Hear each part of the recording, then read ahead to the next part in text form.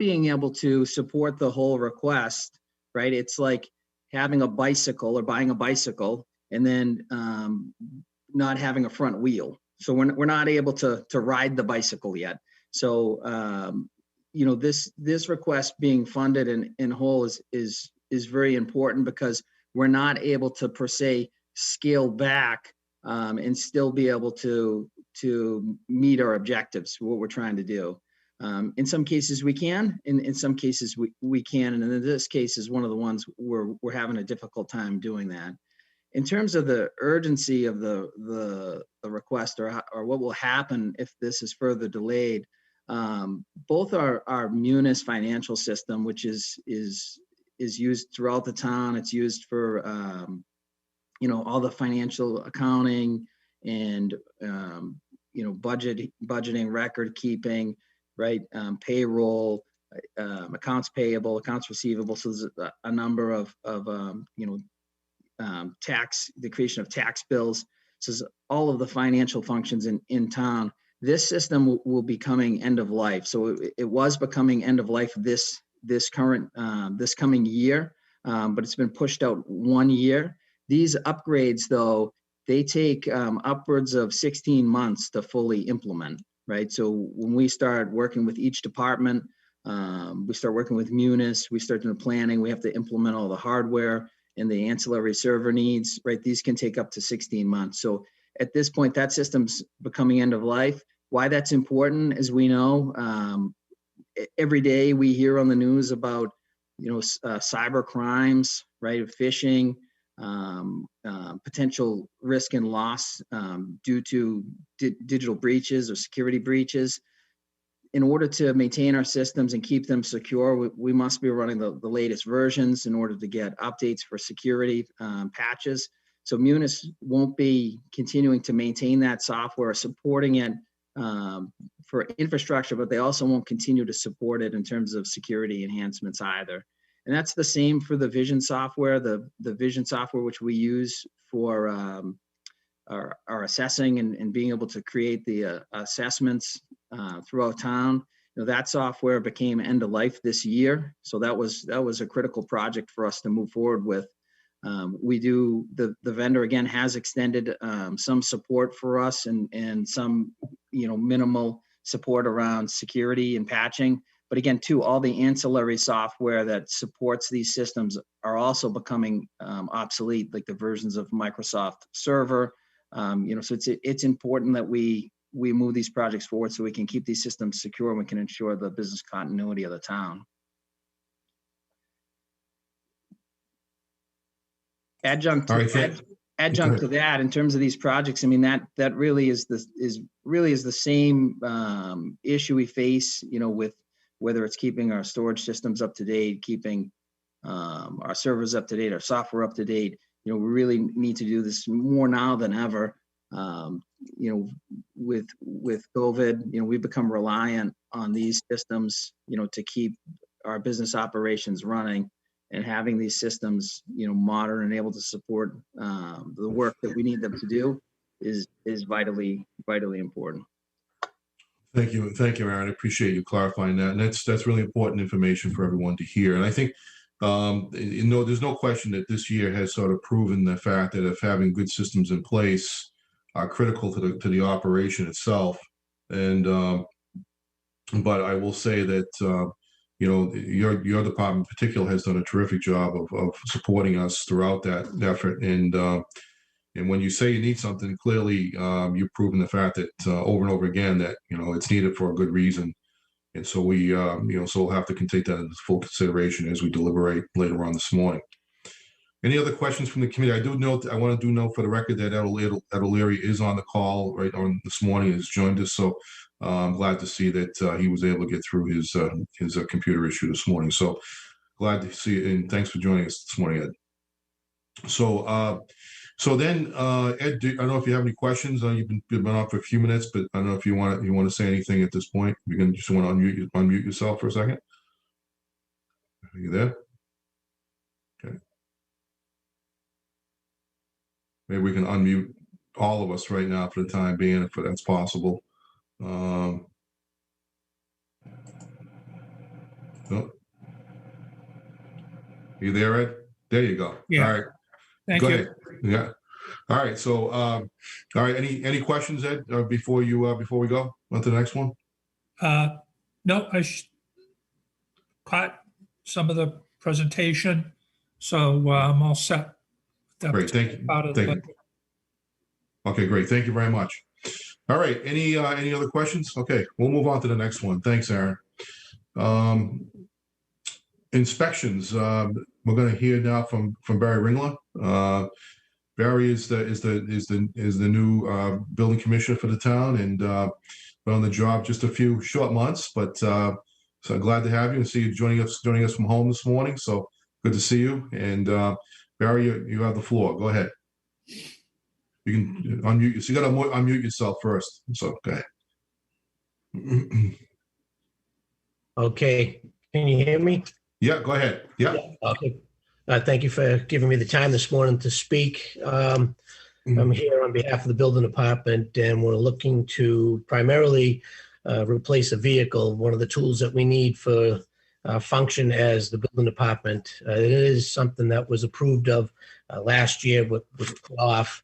And so now we would like to bring it back. Any questions?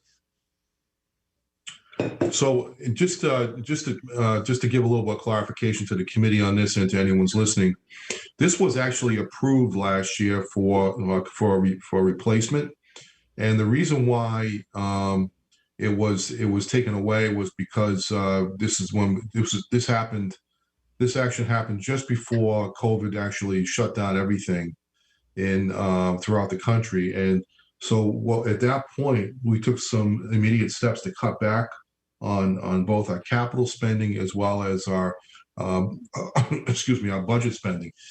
And as a result, this was deferred into this year again. So clearly what's happened is that these things have gotten to the point now where it seems like it's 11 years old with over 89,000 miles. Some would say, well, that's not a lot of mileage, but it's actually, because it's used quite a bit on a regular basis around town. It's not like a typical mileage. This actually gets some pretty rough mileage wherever it's used. This particular vehicle, it's like a police cruiser. They may have 120,000 miles on it, but it's really hard, 120,000 miles, which then results in more expensive fixes and repairs to the vehicle itself, and then it starts to fail. We're at the point now where this vehicle is getting close to that, where we're starting to see some things start to fail, and the repairs. I think, Chris, can you speak to the repairs of this vehicle particularly?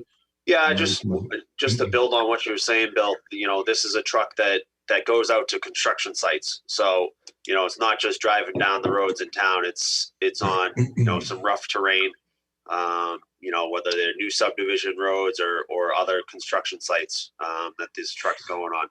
When we do get it in for repairs, it does usually take lengthy, it's multiple days, if not a week, to do repairs on this truck. Which means that the building department, the inspections department is without that vehicle while those repairs are getting made. So it is something as these vehicles get to, as the smaller ones, that 10, 12-year mark, not necessarily the mileage, but the years on it, especially in New England, that these things start to rust out. You start to have body issues and structural issues with these vehicles. And this is one that has been identified by the equipment maintenance supervisor that should be replaced. Okay. And we rely on them quite a bit for their recommendation on these vehicles. Any vehicle that is up for a replacement goes through a pretty thorough inspection through our maintenance team, and then they make the recommendation as to whether or not it's time to replace or to continue to repair. It gets to a point where it's diminishing returns, where we start to cost more to repair it than it is to keep it than to replace it. Okay, any further questions from the committee on this particular item? Bill, I have a question. Yeah, go ahead, Larry. Barry, Yes, how many cars or trucks do you have in the inspection department now? We have one. The truck? The truck Yeah, is the only truck that we have for inspectors to use. Okay. Now there is it looks like a Ford Focus parked at the town hall. It's a Ford, it's a small car. Is Yeah. that part of inspections too? That could be used for inspections, yes. I it's know a- it's not a truck. It's just a small car, but okay. So you Just have to two. just to clarify, Larry, there are two vehicles, but one is we only have one truck, and that's Correct. usually the one that used on the construction sites. We have a car that can be used for the less construction oriented Yep. type of inspections. We do a lot of inspections beyond that, as you know. So this is the one that's actually used more on the construction sites itself. Correct. Okay. Thank you. Okay. All right. Any further questions from the committee on this item? All right. If not, we'll move on to municipal buildings. Who's going to join us from municipal buildings this morning? Thank you, Barry. No, thank you.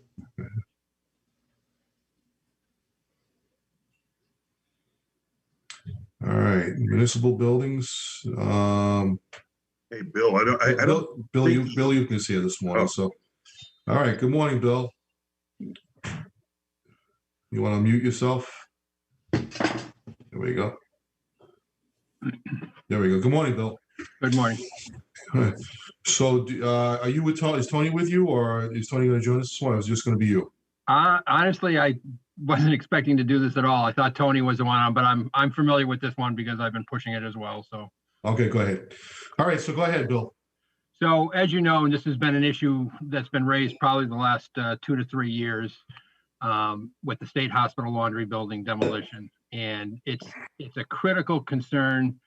I think from a safety point of view, I think you all know, and the police probably are, can attest to this on a daily basis, that we continue to have problems with kids breaking into it and using it as a, a number of things, using it as a clubhouse, using it as a place to take drugs. We found all kinds of needles and other stuff there. We did have the DPW Tree and Park did a great job clearing the trees on one side to eliminate some of the site issues that we couldn't get to. But this has been ongoing, and it's really I hate to say it, it's not if, it's when something bad goes there, and we've been saying that for the last 3 years. The bright side of this, if the work is done, is it creates a great location for the town to expand its either recreation or passive use area, and it could be quite an asset to the community. However, at this point, like I said, it's a real liability with a lot of concern. I'm inclined to agree with you, Bill. It's something we've wanted to get, and that again was one of the things that we had on our list last year for consideration, and then I think was something that we had to defer on, given the circumstances. Any questions from the committee on this? Bill, on this one, I know the abatement piece of this is one of the larger, or is a large portion of this, if not half, if not more. Do we know specifically, going back to the estimate on this, how much that abatement piece is versus the demolition? We've had prices on the abatement anywhere, and I got to be honest with you, I wouldn't really believe the low one, which was about 65,000, up to about 85,000. The issue really, as you're pointing out, is a lot of it's underground asbestos on piping and stuff like that because of the way the building was used as a laundry building.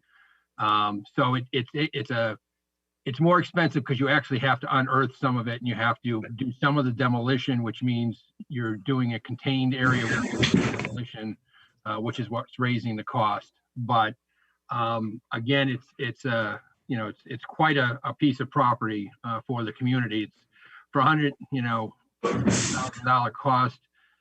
You could never buy this type of a lot for the community for any use, period. Any other questions from the committee? I think that's actually true, and I know it's true that we talked about this quite a bit in the previous meetings, that it's the abatement of the site. When we say abatement, it refers to the asbestos abatement, or some of the materials that are on the site itself that have to be taken, specially treated and taken off the site itself. So that's something that we have to deal with it. It's a much higher cost, as you might imagine, to take and remove that stuff and take it to a special facility, which really increases the cost of taking the building down altogether. We've talked about different options over the years about maybe turning it into like a picnic area, but it's also been talked about as an area for future considerations. I know that it's even been mentioned as a possible site for a community center at some point too, as one of the option locations for that type of use as well. So there's different things that we could reuse the property for, but unfortunately right now, the way in its current position, we cannot do much with it. But I do think it's something that really has to be given some serious consideration by the committee as we proceed forward this morning. Bill, All right. Bill, I'm not on the committee, but could I say a few words on this item? Sure, go right ahead. Go ahead, Mike. So just to build on what Bill Ukna had said, I work with the DPW director, as well as the facilities director and our insurance agents. And this particular building comes up quite a bit. So as Bill Ukna mentioned, the Tree and Parks Department was busy this fall out there clearing brush and trees to allow the facilities department to get in there and once again replace the plywood on the window openings. I have to agree with Bill Ukna that this is a hazard, and at some point we do need to address it. And our insurance agencies have flagged this to us, and we've actually increased the liability insurance on this building this year to help protect us should somebody get hurt there. And as Bill Ukna said, it's not if but when. So this is at some point we do need to close this off from any access to people who might want to get into it. I think one other point is, we have a fairly good sized residential base that's right around this building now, with, what Doug King built in that area as far as condos and apartments and stuff. And I don't think it's also fair to those citizens, to be honest with you, to have this in their backyard in the decaying condition it is. And obviously they've dealt with some of the noise and some of the issues that have gone on from there as well. So that's a minor concern, but I think it's still a concern you should have. It's not like it's hidden in the woods someplace and nobody knows it's out there. So. All right. Well, thank you very much, Bill. I appreciate that. And we'll move on to the next issues. Any other items under municipal buildings at this point? I think that's the only one that I know of, right? Correct. Okay, great. All right. Thank you very much, Bill. Thanks for that input. Let's move on to the next one. So that actually it's schools. So I'll turn it over back to Bill Ukna. Go ahead, Bill. Okay. So obviously we knew this year was going to be a tough year relative to finances all around. So typically, as you know, we've requested $200,000 under our tech line for replacement of computers and network changes, upgrades, to the systems and stuff. But working with Aaron, relative to the town side money and this money, we kind of came to what's critical. We've been fortunate this year to basically buy most of our, if not all of our computers through grants because of the COVID relief. So we have been able to not use the money that we needed to normally would need to do computer replacements.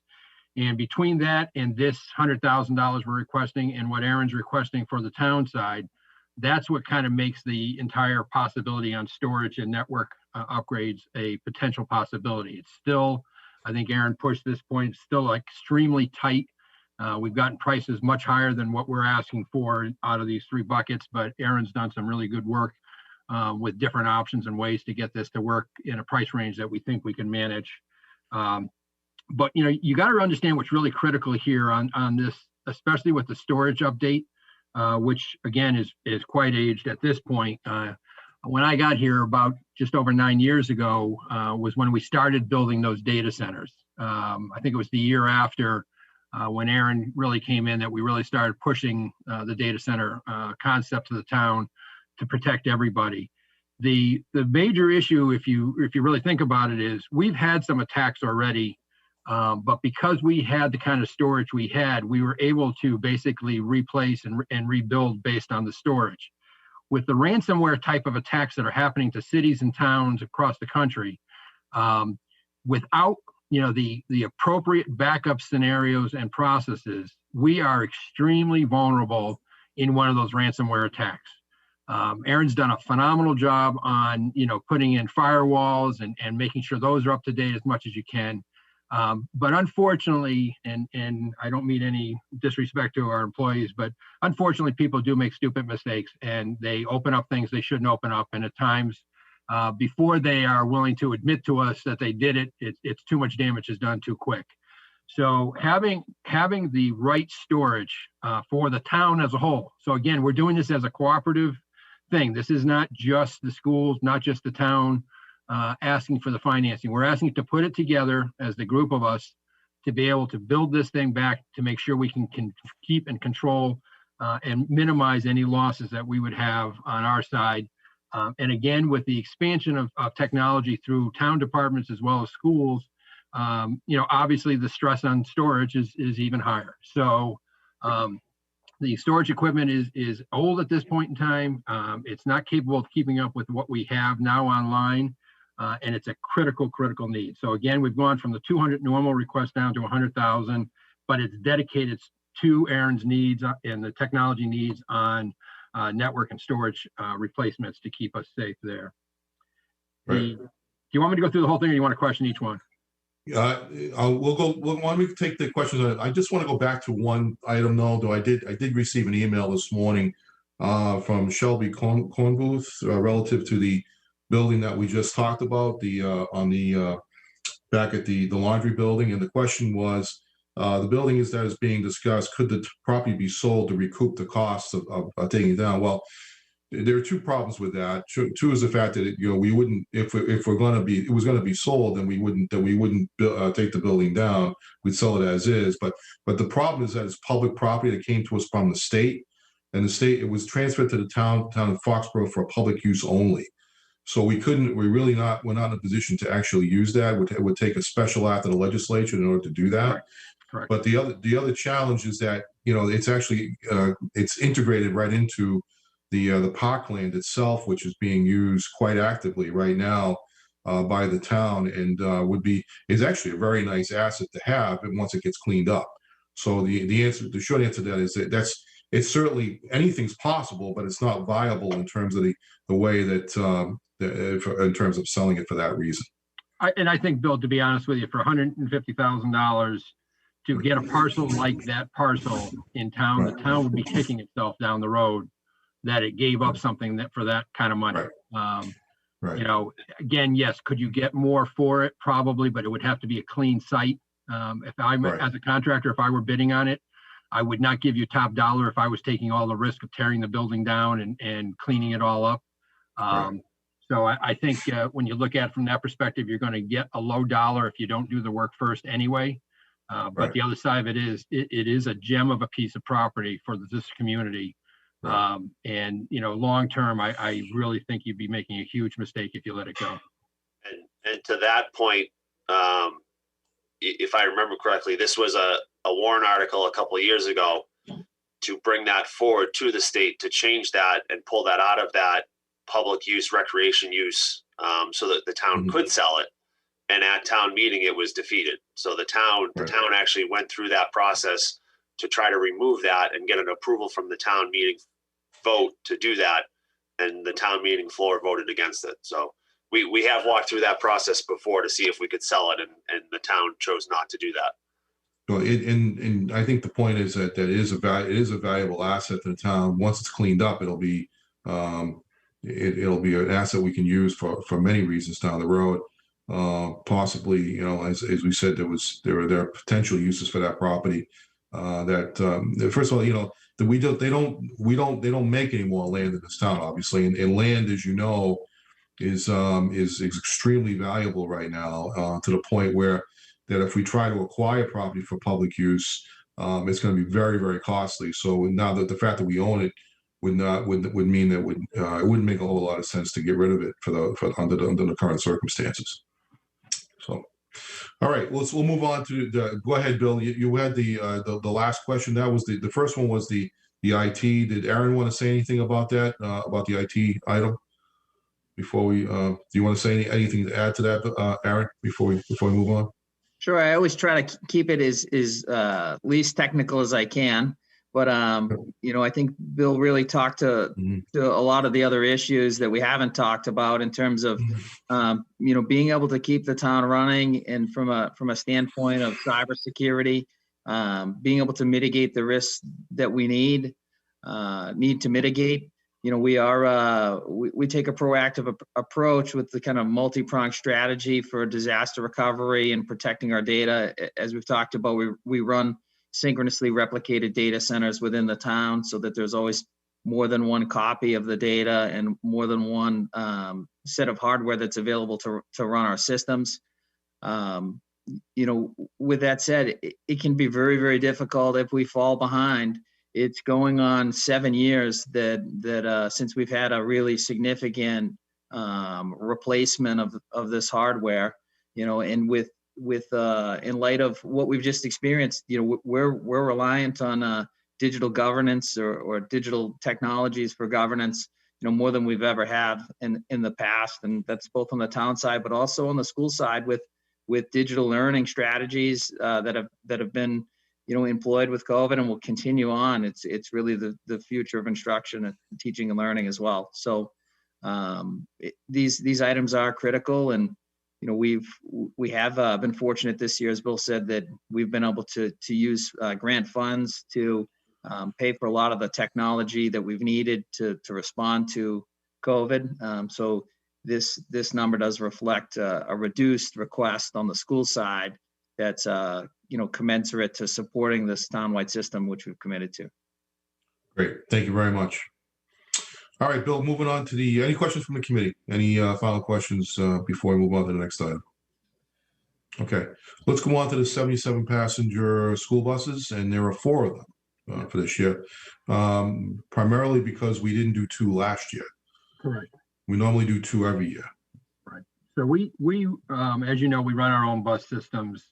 And as compared to most communities who years ago went to third-party contractors, we run our own fleet. Our fleet basically is 23 77 passenger buses and 6 of the 36 passenger or 34 passenger minibuses.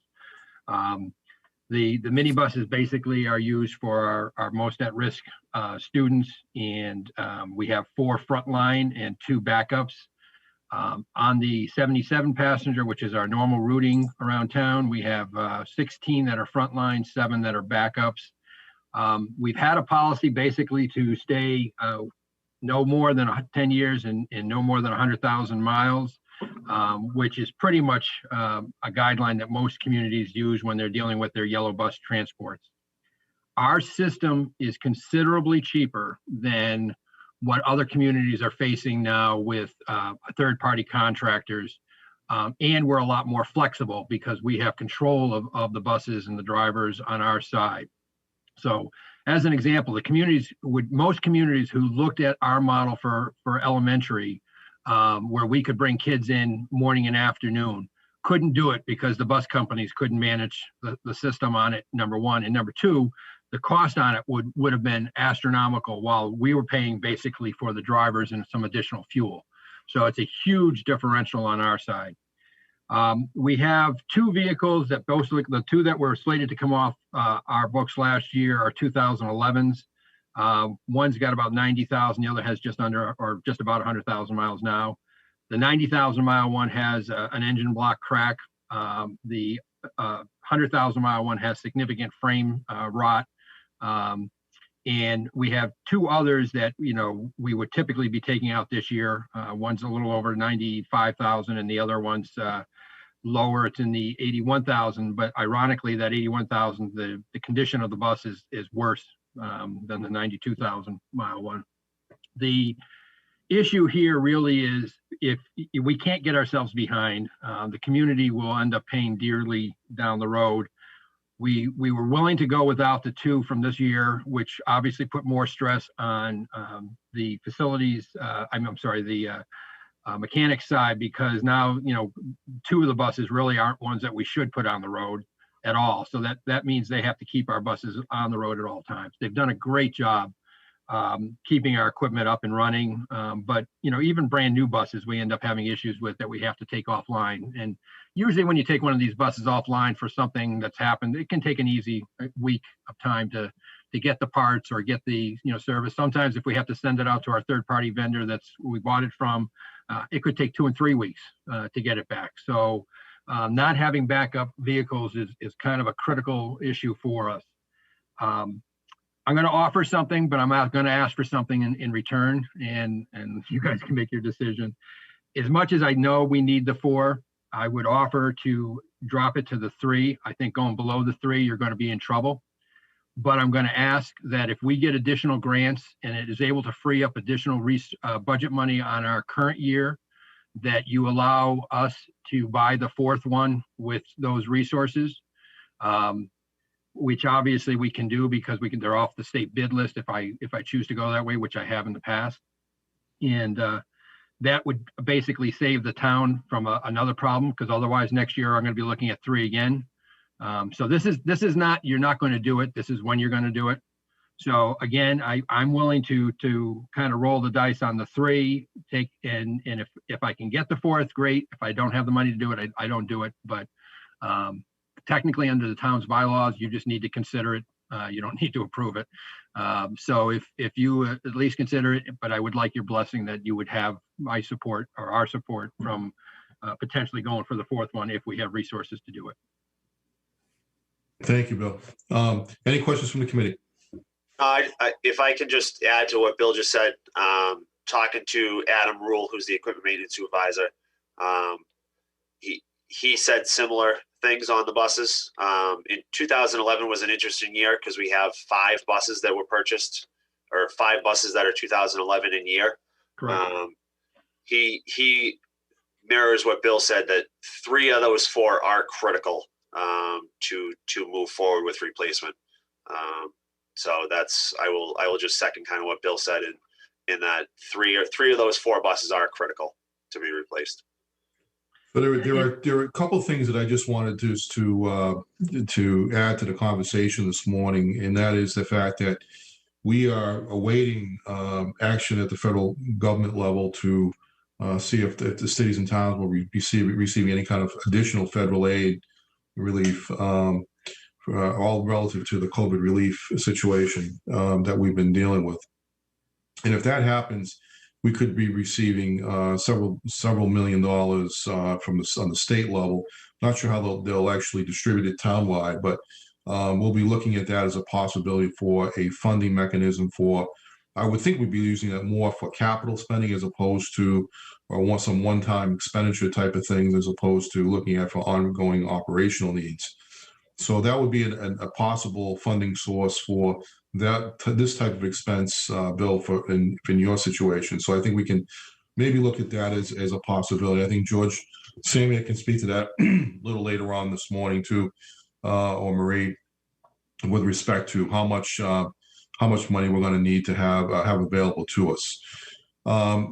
One of the things that, and I should have probably mentioned this earlier because I know we're trying to get things going here this morning, is that as we look at the listing of things that we're going to go through this morning, the committee is going to look at this this whole entire list and then have to rank them accordingly. And the ranking will be into 3 categories. One will be fundable this year, defer to fall of this year, or defer to another fiscal year. So it'll be 3 categories for us to consider. And then at the end of the day, we'll take a look at what we should be looking at, and then see if that decision, once everybody's tabulated their scores, we have all those scores tabulated, we will then come back to an issue of of how much we can actually spend, how much we can actually afford, and they'll do the numbers work. So we'll go through that exercise later on this morning. But I do think, though, that you raise an interesting point, Bill, that you're already indicating that if 4 can't be done, 3 is a possibility, and if we can maybe do 1, or 1 gets deferred into the fall, maybe we can look at that as a possibility. All right. Any further comments or thoughts about that before we move on? I think I just want to make one more comment. Again, I would like the option also of just using the end of year money. If the grants come out the way I think they're going to come out, the school has done very well as far as protecting the town from financial costs that we're incurring relative to COVID-19 within the buildings. And so far, every bit of it, we've been able to manage through the grants and not be looking for the town to fund or resource anything to us. I truly believe, based on what we know, we've got 2 grants out of what we expect to be the 3 grants for the springtime. If that 3rd grant comes, I do believe we would have the resources for that 4th bus. And quite honestly, I think it would be a good way for the town to kind of do it, because the way they write most of these grants, they really, in the past, unless they're just going to let us use it as revenue replacement, which they've been kind of frowning on, they have been against really pushing for vehicle replacement. So, that would be a better option for us. And the final piece I want to just say is, when I say that this is a cheaper option compared to most towns, I mean in the hundreds of thousands range on an annual basis, compared to what I'm seeing on other town sides. So this has really worked out to be a very good program for the town. One of the major contributors to that is the fact that we don't pay fuel tax. If I pay a third party, they do pay fuel tax, and I have to pay them, for that as well. So when you think about the amount of mileage and the fact that we get about 8 miles to the gallon, we were going through a lot of fuel on an annual basis, and that would make a big difference in a contract. I do have a question on the buses itself that came in from Janet Kennedy. This is the questions of why are buses empty and not many kids on them, or not many people on them. I'm sort of interpreting that this email, but not many people on them. Can anybody speak to that? The current requirements under COVID is that we could only run with 1/3 of the capacity, which is basically 27 kids on a bus maximum. Okay. So that's why we're running in cohorts the way we are. That's why we're running AM and PM elementary school, is because we literally cannot transport the kids on the buses. Typically, a bus on the high school level would have as many as 2 per seat, so that's about 54. And on the elementary level, they can have as many as the 77. So you don't. In any given time, most of our buses are running with about 40 to 50 on them. Great. And part of that is routing too. I mean, just because the bus looks like it's empty, it could be going to the furthest part of our community, and I have to get it back to the school in a timely fashion. I can't continue just to run around town looking to fill up the bus. I've got 20 minutes from the high school's pickup to get to the middle school and continue the routes. Okay. All right, thank you. Anybody else? Anyone have any further comments on this particular item? Hey, Bill Yukner, it's Larry. Bill, if you get the grant from the state, when will we find out? They've been pretty quick after the federal side has voted it. So I would say within 30 days, maybe at most 45 days, we've usually seen how the state is going to manage pushing the money back down. Okay. So if they do the grant, let's say they do get this approved by the 15th, we could be looking at beginning of May, middle of May, knowing for a fact. Okay, thank you. So, all right.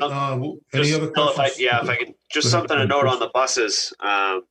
As we replace these buses, we are going with a gasoline engine versus the diesel engine. Correct.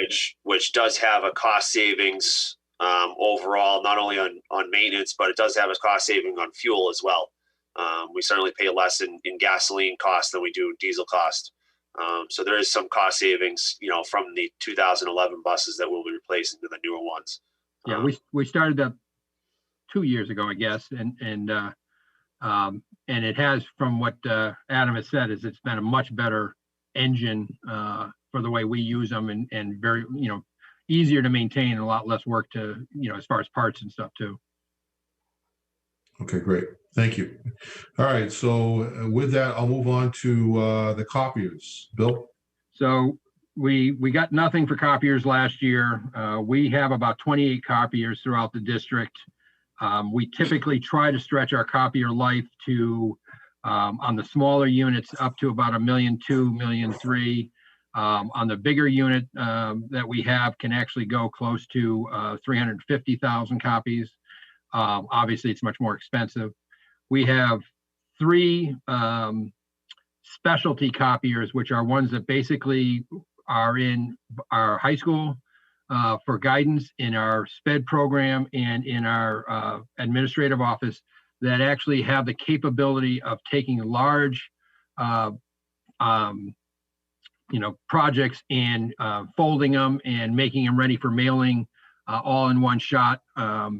And quite honestly, those are the workhorses that we really push and need to keep up in line. But right now, I've got a list, because we didn't do any last year, of 8 that need to be replaced. 1 I'm going to have to replace now, and I'm going to have to find the money in my budget somewhere and hopefully get through it, which is the guidance one. I have 0 chance, 0 options on that one. So that's going to happen one way or the other. And if it takes from something else, it's going to have to take from something else, because we need to get those communication things out to families when they need them. So that will leave me with 7 again that are actually one of the 7's up almost to 2 million. 2 others are up at 1.6 million, again, way above where I would normally push them.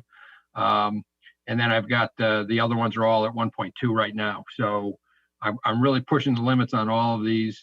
We used 3.7 million copies in the last 12 months, even with COVID. Probably actually more so because of COVID, because we had to send a lot of things home, as far as to for kids to work on, especially on the younger levels, but even on the upper levels as well. So I need something here. I can't get nothing. This is going to be again, we're going to get to a point where we just can't even do our job. So. Right. Okay. Questions from the committee? Okay. Final one is the music equipment replacement. This is year 2 of the request for it. I gave a list into Marie. Basically, it's a number of items. They broke it into a 3-year request for equipment that is quite old at this point, 25 years in most cases, used on a regular basis. And much of this equipment's pretty expensive, and that's kind of the problem that you're looking at. We've got some of these devices that we're looking for. A tuba, as an example, is $9,500. And so it's not like we're looking at smaller, cheaper items. It's the much more expensive stuff that you really don't expect families to purchase, but are part of having a band and an ensemble system. And as you know, we have one of the best music programs in the state and in the country at times, based on the way they've performed. So I understand where we are time-wise, but I feel that it's my responsibility to bring this forward to the community, to keep it in front of you. And again, some of these things aren't even usable now, so it will start to impact the program over time too. Okay. Questions from the committee? I'll just add that with all of the music equipment that we've had, the reason we've been able to have so many of the pieces for as long as we have had them is because of the work within our music department and how they have repaired them, and the care that has taken for those particular instruments. So in many places, these wouldn't have lasted near to the length of time that they have. And somebody asked a question previously on this. I think it was one of our school committee members. So I think it's probably an important one to add, is that when you're looking at this, these are sometimes second item, second pieces of instruments that kids are learning on. So yeah, the parent might have paid for a trumpet, or might have paid for, a saxophone or something else that the kid has as their main thing. But again, to have the type of music program with a band that has to have the full accompaniment, you really wouldn't expect the parent to go out and spend, $9,500 on a tuba, so that we could have a band, as a program. So that's why, it's not, these aren't not the typical item that a student would be responsible to have. They are the item that you would typically expect that the school would supply. I will also say we did have a huge item on this, and that's why this has dropped a little. We had the risers for the choral and band side, which were really a safety issue to us last year. Again, I took money at the end of the year to buy those because from a safety point of view and from an insurance point of view, I didn't think we could continue to use what we had. We were stealing the one from the middle school on a regular basis if it was a major performance, which was deteriorating the value of that one. Every time it moves, it obviously does not survive as well because of the way they are. So we did buy that, replace it, and we did it out of end of year money that we were fortunate enough because of the CARES Act to have, and we still gave back to the town about $370,000. Thank you, Bill. So just a question. Have we exhausted all possibilities in terms of other ways to pay for this? Are there any other viable ways to pay for this other than through the town funding? In other words, are there endowments or grant programs or other ways in which this could be paid for? Because I don't think there's any question about the need of it, because I do believe, I personally believe, and based upon the amount of awards that this music program has won, as well as all the recognition it gets, and how well recognized it is throughout the country. Have we looked at any other ways to fund this other than through funding it this way? Have there been any other ways to do that? I think you know as well enough, Bill. We use every grant that's made by man to support schools in any way it can. Unfortunately, there really aren't grants that we've seen on the music level. We see them sometimes on the library level or obviously on curriculum level, but we haven't really seen anything on the music level at this point.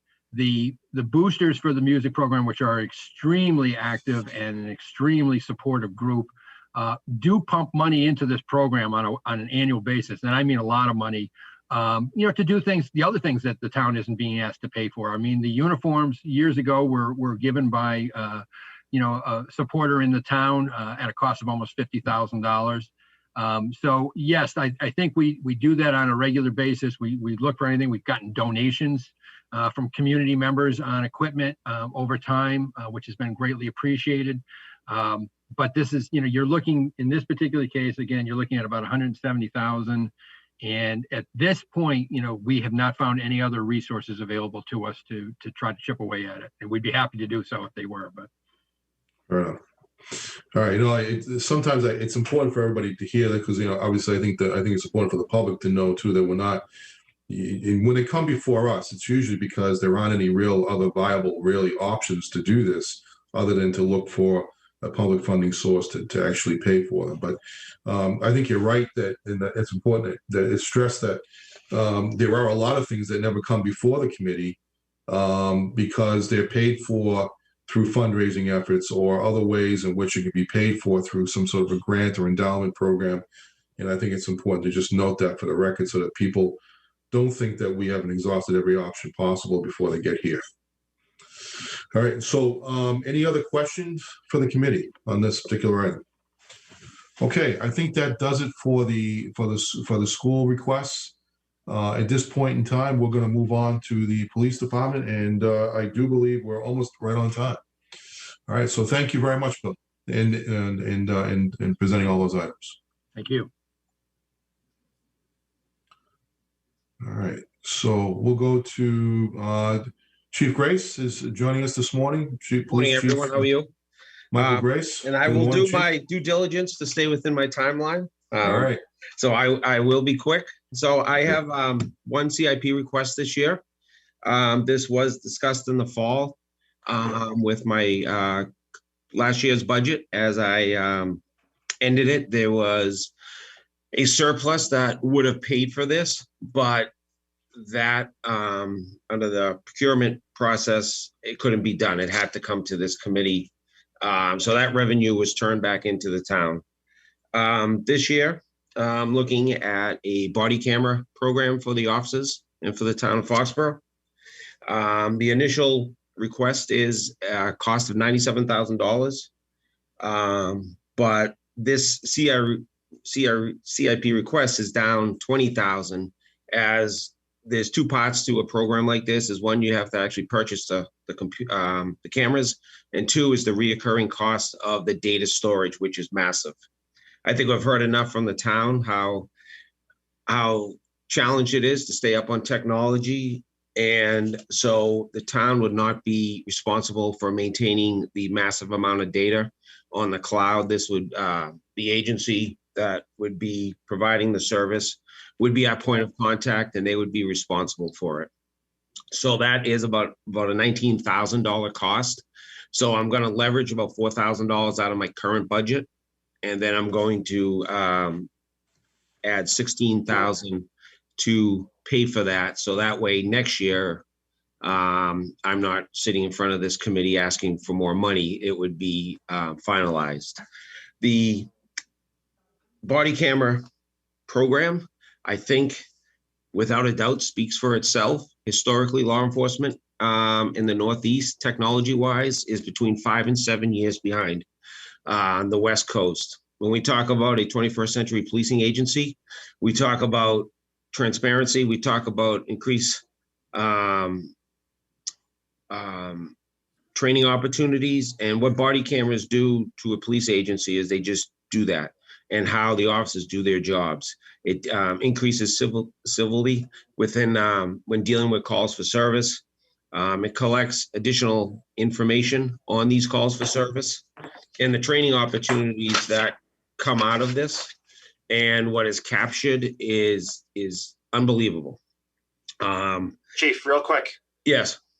I believe you have a PowerPoint or something you wanted to share. Yeah, I do. There's a video in it. I'm gonna try to not bore people with PowerPoints, because I think this is a kind of a clear-cut liability issue. And I think instead of talking about words and presentations about study after study, it is clear that when police officers are liability bubbles.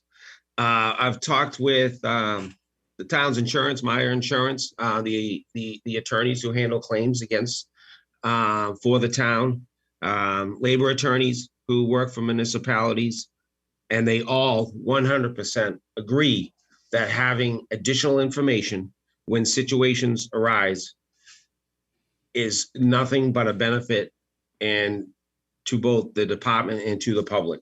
And many of the items presented today are all needed by this community. They're all urgent. We talk about mitigating risks. We talk about, maybe not being able to do our job. We talk about when something may happen. Your Foxborough Police Department goes to 25,000 calls a year. Police work generates use of force reports. We track those, we report everything to the state, we report everything to the feds. But at the end of the day, the more information you have, the better off you are.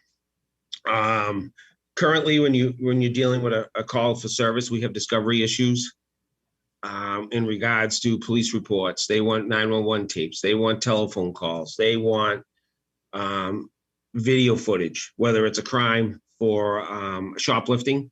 They want it from the store, or if it's an incident at our PD, at our police department, we're obligated by Mass General Law to have certain footage. Why? Because of the high liability. I can't stress it enough, what the urgency on this. I guess an analogy is, why do we have cameras in schools? Why? Because why wouldn't you? It's a high liability. If you can capture the information, you should have it. So this plan, I even have a video, but I don't think it's necessary to put that video out there, how it breaks down use of force scenarios. There's different options with capturing footage. There's in-car video, and then there's body cameras. In-car video is fantastic for probably a car stop, but when the majority of our use of force incidents are not involved in a car stop, when we have 9 different motels, domestic calls for service. All of that data, all that information collected is what prosecutes the cases. Sadly, many times in severe and sad domestic cases, we don't have a victim for a variety of different reasons, but we still investigate that case to the max. And when we can capture video, we can capture injuries, the DA's office will go forward on some of these cases if they have enough information, physical evidence, and this would help. And when we talk about the 21st century policing model, that was one of the big pushes in 2014 to fund this. 2014 or 2021. Police reform in post has essentially added about 18 different commissions to police reform and certification and complaint processes. Internal affairs investigations, having the video and being able to do a thorough investigation. The body cameras will assist it when you have complaints, whether they're valid or false, being able to decrease the amount of time of interviews, go to the footage, see what you have. It's not going to capture everything, but it mitigates a lot. And again, we actually have had several cases, some still pending with the town, with being allegations of use of force and civil rights violations. One of them in particular was allegations that once the person had been thrown to the ground, was compliant, they had their hands up, they made allegations that the officer kicked them. Well, during the just prior to trial, video was found, not from a police camera, but from a third person, what negated the entire case. The case was dismissed promptly because the allegations were a complete lie. But I can tell you that went on for 3 years with the town. Officers being deposed, false allegations, and a large cost to the community. Again, we stress having just updating our camera systems within the department about 2 years ago, so we would be in compliance. We have discovery requests on cases that come in 30, 60, 90 days later, complaints. And one of the things we see a lot is in some of these use of force cases, though very minor, is the allegation 3 years later of damage to one's hands because of handcuffs, nerve damage. Body cameras, when they're on the offices, would all capture the handcuffing process, the double clicking to negate that. People have a tendency when they get handcuffed, they decide to twist their hands, pull them apart, and self-inflict injuries. If this is captured, the double clicking of the handcuffs, then the handcuffs aren't being put on too tight. And so without giving a graphic video about the breakdown of a use of force investigation and how involved it is when you don't have any footage to go off of, it becomes very, very difficult to connect the dots. So budget-wise, essentially the money that I had last year would have already funded this. That was returned. And I'm just asking for this, for the CIP committee to really look at this one item and how this would protect the community and really offer this transparency. I can tell you this last year, I get asked a lot from all over the country about what is your camera program? What's your body camera? And then when the question is, I don't have it, the next question is, well, have you asked for it? I've seen a big push from the Mass Chiefs, all the chiefs working right now currently, that this is coming down the road, without a doubt.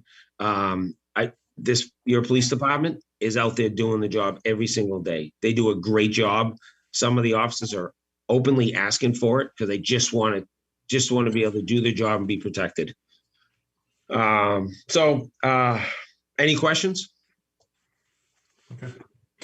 So thank you, Chief. Any questions from the committee? Chief, how many cameras would this purchase for the town? This would be 40 cameras for a one-time cost with the, as Aaron always told me, buy a maintenance plan. Because then it covers you for no cost moving forward. If anything were to break on them. Offices, if you get into sharing cameras, you have to get into sharing who's logging it in, going in, reprogramming that camera for that officer. And based on the research, police officers have their own radios. It's all keyed to their ID. It transmits when we don't share them, so we know who's using them. They have their own tasers. So there's an ownership issue to this. There's also a protection issue. When you own something, you're responsible for it. There's no, I don't know it was broken. So having a workflow for any of the equipment would be streamlined as well. Plus you get into charging and keeping them charged, and running 24/7 turns into a battery issue about how many batteries, who's got it, who charged it. If it's yours, it's in your locker. The offices all have a plug in their locker. They charge it. They know it's part of their equipment, and off they go. So just ask a clarifying question. So you're having to pay for the cloud storage out of your own budget as an annual cost, correct? So this is just for the purchase of the cameras, and then you would be having to do the cloud storage through the agency going forward? Yeah, so instead of coming to CIP today and asking for $97,000 and then not have a plan in my budget for next year to pay the $20,000, I essentially sacrificed all of my expenses this year to incorporate that. So that way, because I knew it was a tight year. I know everybody has needs. So I tried to minimize the CIP request as low as I could get it. So that was the goal. Hey, Chief, it's Larry. I saw your presentation on the 20,000 on EdComp. So yes, you've done it that way. I just want to clarify the 40 cameras. It's only for the patrolmen, right? Your detectives are not wearing it. You're not wearing it. Well, it depends on the role that they play. We're not a normal agency. We don't run shift after shift, keep offices in certain roles. We run 43 events. Hopefully this year up at Gillette, detectives are in uniform in a variety of different roles. They work shifts. I'm up there. Even my deputy chief, my lieutenants, we're a hands-on department. We're not behind a desk. We're out there working. So we're part of this policy. We're not exempt. Okay, thank you. Chief, just a question. What's the life expectancy of the cameras themselves? How long do they last, and how often do you expect you'll have to replace them? Well, just like portable radios, like you take a Motorola radio, and this company is owned by Motorola, so we can say we can get 10 years out of a portable radio in best case scenario. So I would say between 8 and 10 on this. But when you have an expense that is up and coming, you got to start planning that replacement and not just show up, oh, by the way, my radios don't work. So like in my budget, I have a communications budget that I'm rolling out, replacing batteries, replacing radios as they start to fail. So I don't foresee coming before the CIP asking in 5 years for another $79,000 because the camera's just expired. Okay. I haven't seen that on any of the other products. A lot of them you can upgrade as you go, and it'll probably come down to usage and if they actually get broken. But they're pretty tough. I mean, some of their car cameras, they get in 12, 15 years out of them. Okay, thank you. And currently, you do not have cameras in your vehicles, correct? No, I don't even have that. And surrounding agencies do have that. Okay. All right. Other questions from the committee on this? All right. Well, thank you very much, Chief. We appreciate you giving your time this morning and sharing with us all this information about body cameras. Thank you. All right. Thanks, Bill. Thanks, everyone. All right. So let's move on to Fire and Joint Public Safety Building. Chief Michael Kelleher, I believe, are you on this morning? There you are. Okay. All right, good morning, Chief. All right, the floor is yours. Go ahead. All right, great. I appreciate it. Thank you. So this year we're continuing with our capital improvement process and the plan that we've laid out. We're due for a replacement of engine 22, which is a 2005 engine. It's got some mechanical problems that were highlighted in a report that that was attached to this, but also I sent to the members of the committee. And we're also looking to replace an ambulance and then purchase an additional ambulance. The additional ambulance was favorable last year, but due to the unknowns of COVID, we decided to put it off to the fall town meeting, which didn't happen, and here we are today. So just to be clear too, if we were able to order these vehicles today, we're looking at probably at the earliest August of 2022 to receive them, because there's just a backlog and supply chain issues, obviously, with everything else. Our vehicles and vendors are not exempt from that. So if we were able to purchase these items today, we're looking at at least a year to 18 months delivery time on these. So our newest ambulance has about 80,000 miles on it. That's a 2018. Obviously, the closure of Norwood Hospital is an issue. That's driving some of our mileage up, usage up, maintenance costs up, because we're going further. We're going to Boston a lot more, and outside of our regular service areas. So we're taking a different tack this year as far as financing. We're proposing to lease purchase these vehicles. Right now, the interest rate's about 1.5%, and that's kind of the tact we're going to take, because we're trying to free up money in the budget, and we'll fund the 5-year lease purchase out of the ambulance receipts and pay that back over 5 years. So that was kind of the discussion we had with George and Bill, and it certainly helps the town's AAA bond rating by borrowing money and having incurring debt. So. So just a question, clarification on that, Chief. So would that be for all 3 vehicles? Yes, that would be for all 3 vehicles. Yep. So it'd be the engine 22 replacement and the 2 ambulance, and the ambulance replacement and the ambulance addition. Is that correct? That's correct. Yes. Okay. Can you speak to the reason why you need the additional ambulance? Yeah, I mean, now more than ever, with Norwood Hospital being completely out of service, our ambulances are tied up. We're doing in the neighborhood of 2,500 to 2,800 ambulance runs a year, and each one of those traditionally took about 90 minutes, and now we're over the 2, depending on where we go. It could be 2.5, sometimes even 3 hours that the ambulance is gone, and just the run volumes just increased dramatically over the last 10 years. So we're seeing that, and the need for the third ambulance is definitely something that we recognize going forward. So we're trying to plan for the future as well.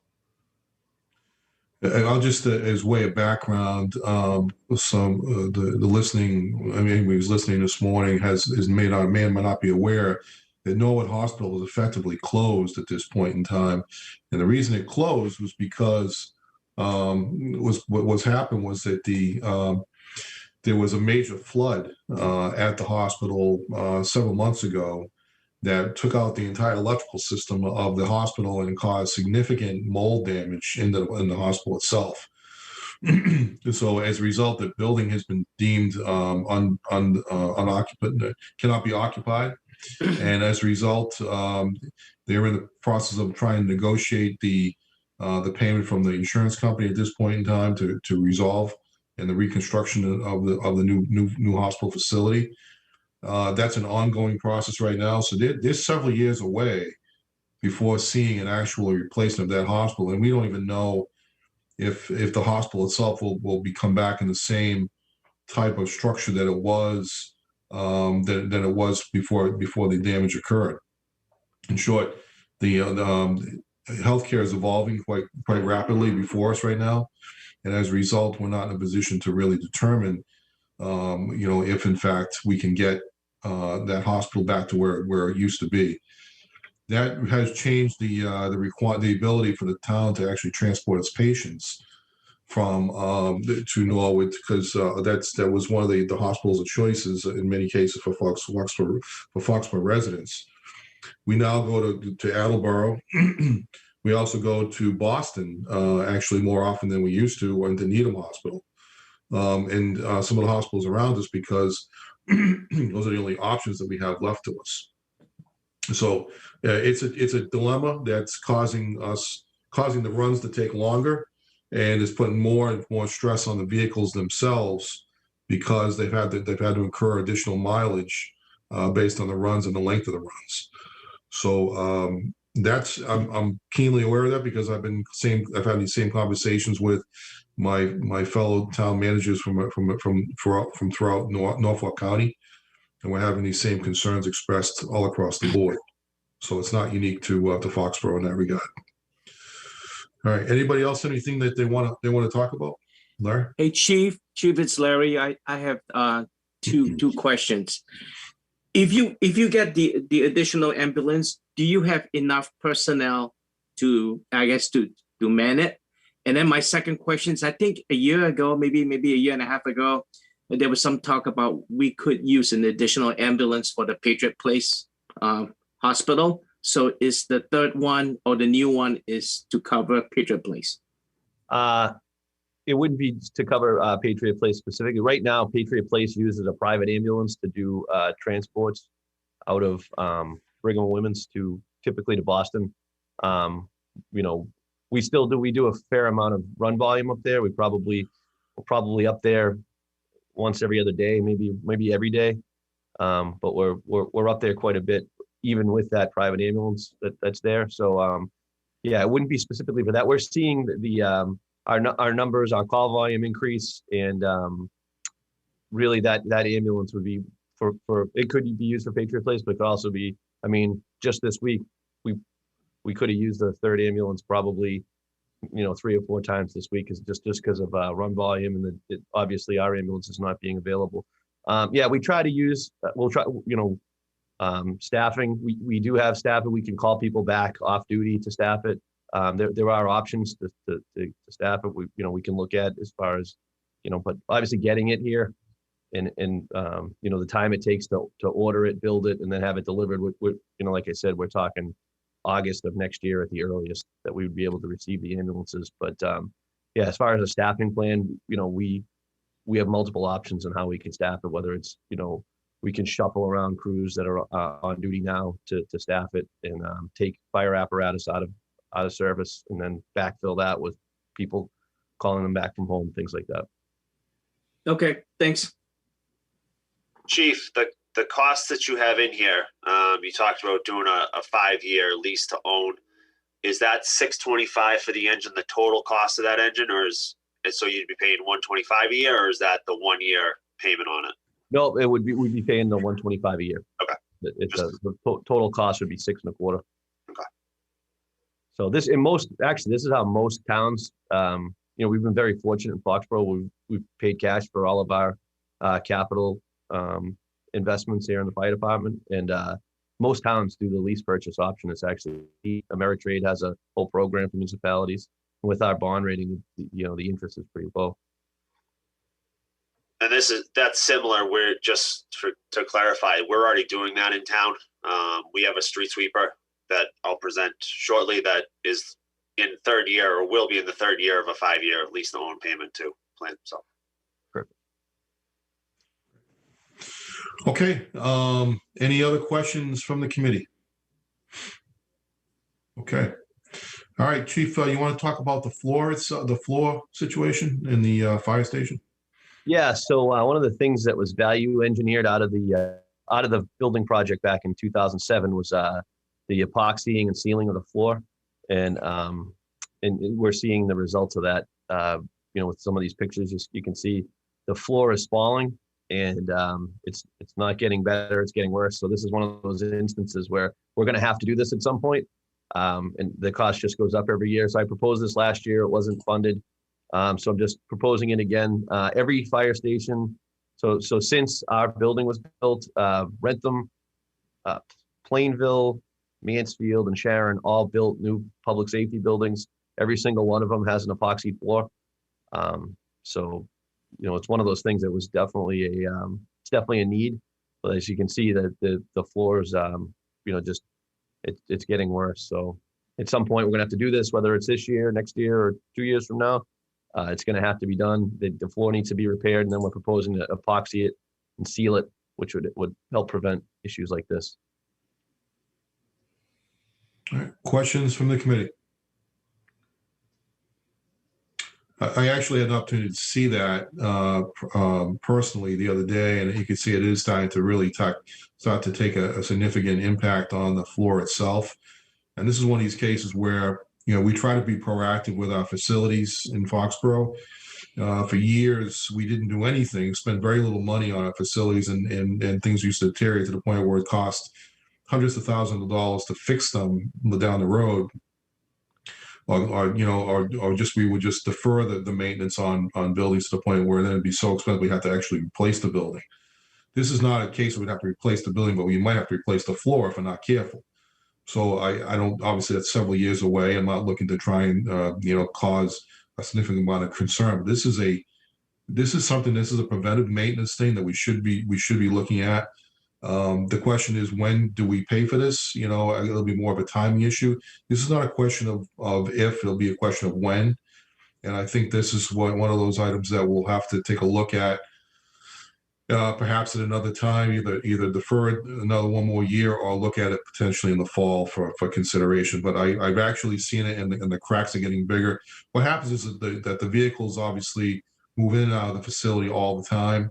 And then in the wintertime, you have salt in the vehicles, and what it does, it affects the floor. If it's not sealed properly, it affects the floor to the point where it actually starts to eat away at the concrete. So with a sealer on it, it's likely to extend its life and to actually get us to a point where it's less likely to further deteriorate. So I think this is a good preventive maintenance item that should be given serious consideration, so that we don't end up with a much more expensive fix down the road. Hey, Bill, Yes. I agree with you. I saw this damage about a year and a half ago, and it was something that we should have at least tried to have it fixed back then. But it is something, I don't know how far along we can push it down, because at some point it's going to cost us even more money to have it fixed, but it's something we should seriously consider. I agree. Thank you. Other questions and comments from the committee? Okay. All right. Well, thank you, Chief. We appreciate you joining us this morning and giving us that information. And we'll let you know how you make up. All right. My pleasure. Thank you. Have a good rest of the weekend. Yeah, you as well. Thank you. All right. We'll move on to Public Works. And I see that Lance Del Priore has joined us this morning. And so I assume Lance is going to present on your behalf, Chris, because this is Public Works, or are you going to do some? I think I'll handle most of it. Where the majority of these are carryover from last year. We can probably work through them relatively quickly. Lance is gonna listen, and if he chimes in, then we'll welcome his input. So just for the record, so that everybody understands, Lance Del Priore is the town engineer. He's relatively new, but there he is. There's Lance. And thanks for joining us this morning. And so we do have a number of items, and as I look at this list, Chris is right. These are mostly carryover items from last year. There are a few that one is the rebuild of the West Street Dam and the street sweeper, which is as he mentioned just a few minutes ago, is a 5-year rent-to-own type of expenditure. And so that's something obviously we have to give serious consideration to. And then, so with that, I'll turn it over to you, Chris, and you can just explain the items. Sure. So first up we have on the list is to rebuild the West Street Dam and culvert. Mm-hmm. So this is a project that we've been working on the design of for a number of years now, with a consulting firm working through all the permitting between local conservation, DEP, the state Office of Dam Safety, Mass Endangered Species Act. There's certainly a number of different permitting agencies that have oversight on a project like this. So we've done the majority of that design work through grant funding. along with actually having approved and received a grant for $708,000 to actually do the construction of this rebuild. So the dam itself, we have estimated at $950,000. That grant funding does come with a match from the town. So we are looking at $242,000 out of the town funds to rebuild this dam. This was something that was identified by the state and through our inspections that this is a significant hazard dam that is in poor condition. So this is the first one of unfortunately many dams in town that'll be working through this process to get rebuilt, based on the state's classifications of the conditions of these dams. The upgrade will include a new culvert that'll meet the stream crossing standards for the state. The road in that area will actually be widened. There will be granite curbing. There will be a sidewalk added. Behind the sidewalk, if you're familiar with the area on the downstream side, there's a significant drop off the edge of the road. So right now there's a metal post with wire guardrail there. That will be replaced with a steel beamed guardrail behind the sidewalk. There'll be a new retaining wall on that downstream side. Along with the improvements to the roadway and the dam itself, we'll actually be replacing the water main in that area as well. Actually, not only just in the area of the dam, but the entire length of West Street from South all the way up to Conant Road as part of this project, which has been previously funded from CIP and through the Water Enterprise account. So the ask for the dam replacement is a $950,000 capital project. We are ready probably by the end of March to put this out to bid so that we will do this construction this summer. We're restricted on the time frame. We have to do it during the low flow season, which is July, August, and September. So this is a $950,000 request. 708 of that is already funded through a grant from the state. Great. Any questions from the committee on that particular item? I'm just curious to the closure of the street during that time period of construction. What would that look like? So when we do the culvert work itself, that's an open cut from one side of the road to the other. So there's probably going to be a 4-week span, maybe up to 6 weeks, that road will be closed at the dam location. So you'll be able to get to Spruce Street and everything on that side of the dam. Anything else getting up to Normandy Farms, you'll have to utilize Mill Street or come in off of Route 1. And then while we do the water main replacement itself, it'll be a daily closure wherever they're working. So we'll have to notify residents. We'll keep them up to date on a daily basis as far as where the contractors are going to be. Fortunately, the width of that road does not lend itself to doing construction and having traffic safely travel by. So it's something the campground has been notified. They're obviously one of the bigger users on that street, but the residents are well aware. This has been in the queue for really 3 years now that we've been looking for this project. Okay. Other questions from the committee? All right. Let's move on to the next item. Sure. So the street sweeper. This is item, as I previously mentioned, that we have on a 5-year lease to own payment plan. FY22 will be year 3. This is a $51,230 payment for this street sweeper. So we utilize this at least twice a year. We sweep every road in town. That is something that we are mandated to do based on our stormwater management permit, which is through the EPA and DEP. Something that Lance has become very familiar with over the last year in his first year here is our stormwater management in Foxborough. So we are required to sweep both in the spring and in the fall. What that does is it helps to prevent any buildup in our catch basins in the drainage system. So in the fall, it's really the leaf litter that comes off the trees, doing everything we can to clear those streets and those catch basins in that drainage system as those leaves come down off the trees and making sure that they're they're off the road prior to the winter. And then in the spring, it's cleaning everything up from the winter. So any of the salt, any of that residue, that trash that's built up over the winter months, we go out in the spring and sweep everything in the spring as well. So that is, like I said, the third year of the 5-year payment. Great. Thank you. Questions from the committee? All right, let's move on to the DPW facility master plan. Okay. So this has been something that's been on my mind since I got here, just about 7 years ago. The DPW facility is now 70 plus years old, and has had really minimal maintenance done over the years. As Bill said, about the fire station, we've had, there was a history in Foxborough of not necessarily maintaining the buildings that we had. Unfortunately, this is one of them. You can see the corners of the building are crumbling. It's a cinder block building. The blocks are falling apart or deteriorating.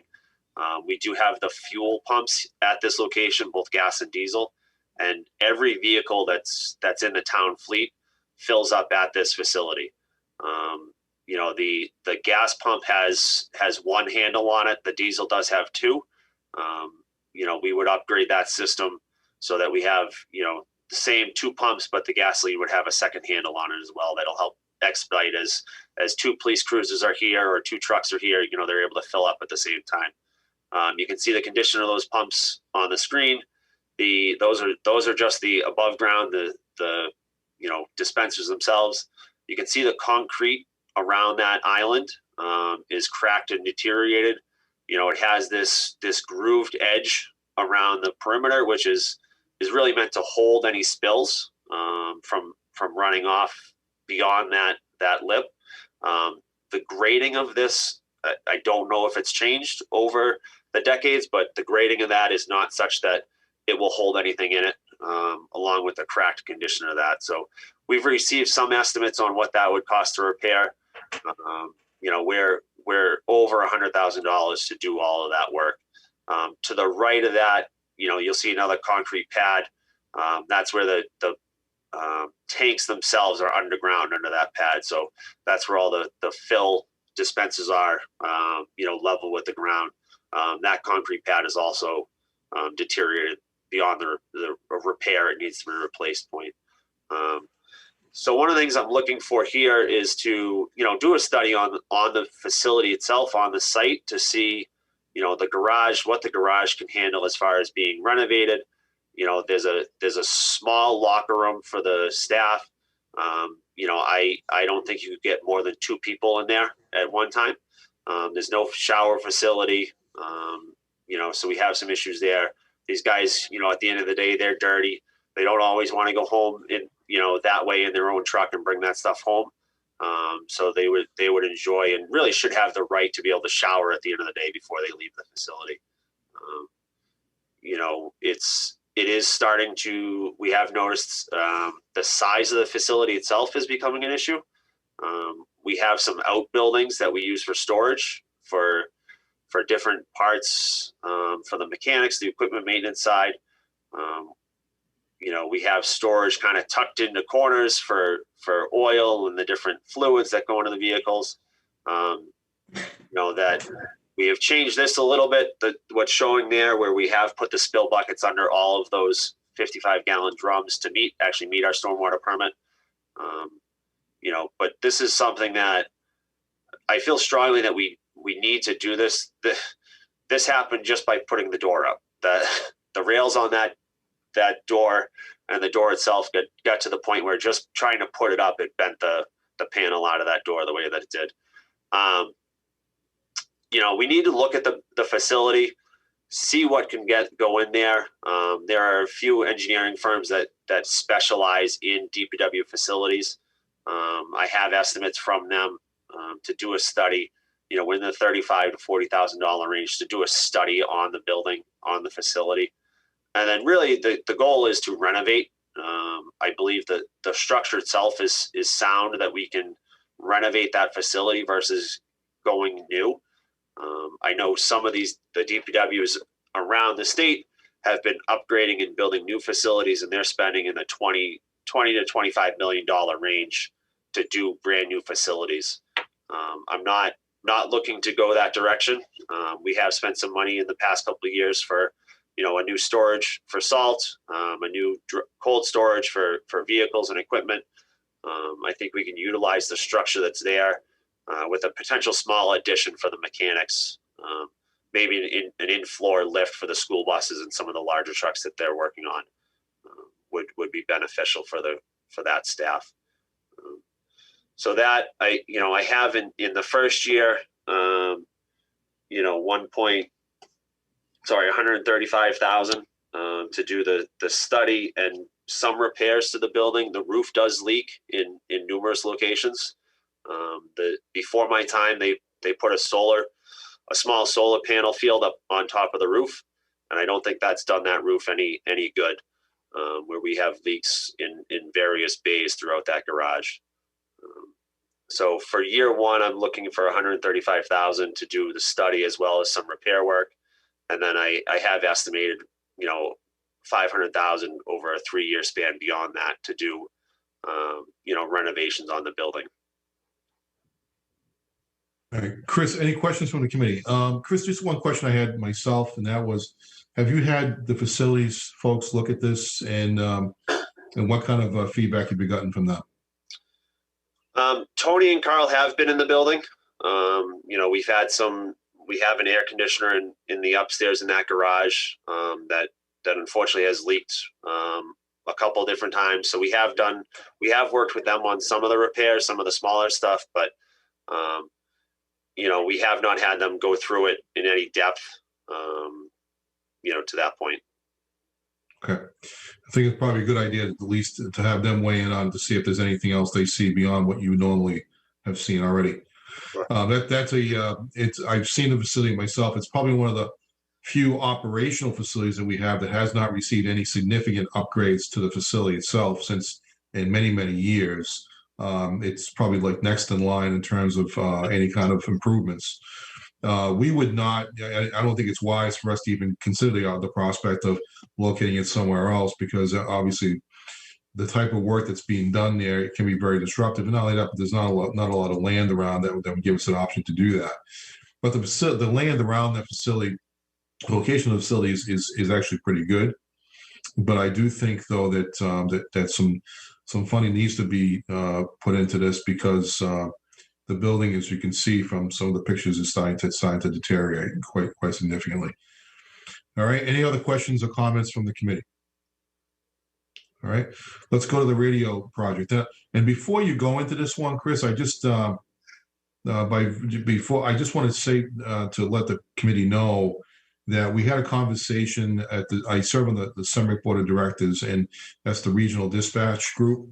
And they're in the process of evaluating radios for all 4 communities.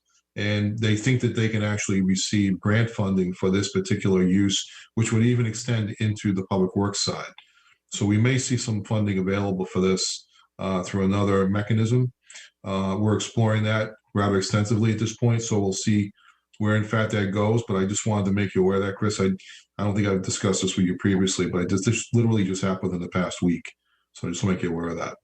So go ahead. You can talk about it now for me. Sure. So the two-way radio system that the DPW utilizes is on a frequency on a bandwidth that is no longer supported from the FCC. And in doing so, nobody's making the equipment that works on that bandwidth anymore. We did come forward. This is again a carryover. We were before the committee last year, and actually had a much larger number associated with this. We were looking at $180,000 a year ago. The system last time was based on a cell tower and type system, and it was going to be all new equipment, replace everything that we have in the trucks. We have since, actually it was the committee that kind of asked us to look at options. So we went back and looked at options, and in working with regional dispatch and local police, Ken Fitzgerald with the police department, looked at what our options were. this request would actually utilize an empty channel on the police department system. We would be required to put another antenna up off of the tower at the regional dispatch center on High Rock Lane. That would, allow us, the DPW, to take over that channel. We would be able to utilize radios from the buses from the school department that are no longer in use. There's about 20 radios that we've discussed with the school department that are just sitting in a box that we would be able to utilize. This would purchase another 25 radios on top of that, as well as the antenna cost is roughly $10,000 is what we're looking at. So this request would actually fund out 45 radios for the DPW for our vehicles. It would include truck mount as well as some portable radios. One of the things that we have and have experience with is losing cell phones and that coverage. So during storm events, whether it's plowing or hurricanes or otherwise, those other communications can go down. And these two-way radios are something that would allow us to communicate across the town when those other types of communications do go down. So this would include all the DPW, highway, train park, and the water and sewer department as well. Great, thank you. Questions from the committee on that item? All right, moving on to the replace of the lawnmower. So this is a request for the Tree and Park Division. We had a request in the last couple of years to do lawnmower replacement. We've kind of cut that over the last couple of years down to replacing one instead of two. So this is again a carryover from last year. We have a quote from Norfolk Power to do this replacement. The lawnmowers are roughly $30,000. The Tree and Park Department covers over 200 acres of green space. So that includes all the fields, it includes town hall, it includes any of the other facilities around town, all the islands that sit within traffic along the roadways. So this is something that's really critical. The lawnmower that we're using and replacing is 20 years old now. And as much maintenance as we do on that, it's time to be replaced and will help us maintain the level of service that we've been providing to the town as far as that green space goes. Great. Questions? I know that, if anybody just takes a look around town, you can see what a great job that the Public Works Recreation or the Parks Division does in maintaining our facilities. They're very professional and very self-conscious and really want to do a great job, and they show in their work. It really reflects in their work. So part of that is the fact that we provide them the right equipment to do that. And so this is sort of an ongoing effort to try and make sure that we support them in their role to provide that level of service that the community has come to expect. Okay, moving on. Let's take the next one, which is the replace the rollaway lift. So the rollaway lifts are actually 4 separate lifts that are utilized to lift the school buses, the larger dump trucks in the garage for maintenance and repair work. These lifts are closing in on 30 years old. They do require, as all lifts do, an annual inspection and certification from a third party to make sure that these are safe to be used throughout the following year. This is something that they use on a regular basis. I think I walk into that garage and at least once a week I see a bus up on these lifts. They work on tires, brakes, anything that they need to get the bus up off of the ground for. They utilize these lifts. I will say that in talking to Adam, the equipment maintenance supervisor, going through our itemized list, knowing similar to what everybody else is thinking that money is tight. He did just get these lifts recertified recently, so we are covered for another year on these lifts. So this is something that we feel comfortable, and we talked about that would be able to push off, for another year. But it is, again, something that is needed. These things are, like I said, as they close in on 30 years old, one of these years they're not going to get certified, and then we're not going to have a way to get buses off the ground to do that maintenance work. But we are covered for another year. So as Bill Ukna said earlier, the DPW will understand if this gets pushed off for a year, and I will make that recommendation later. Okay, great. Moving on to the 1 ton, the 1 5-ton body and slide in sander. So we have a 2011, or sorry, this is a 2007 International 6-wheel dump truck. It's utilized, year round. One of the big things that we do utilize it for is snow and ice operations in the winter.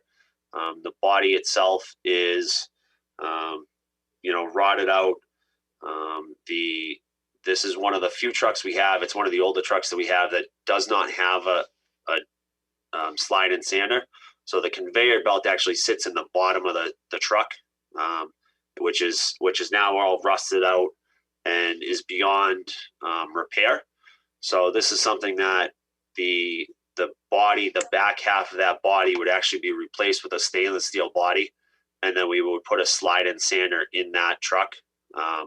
We would be able to utilize it year round by taking the sander out, and we'd be able to utilize it as a dump truck the rest of the year for different operations, whether it's highway, tree and park, or even the water department sometimes borrows these trucks when they have main breaks and other projects they're working on.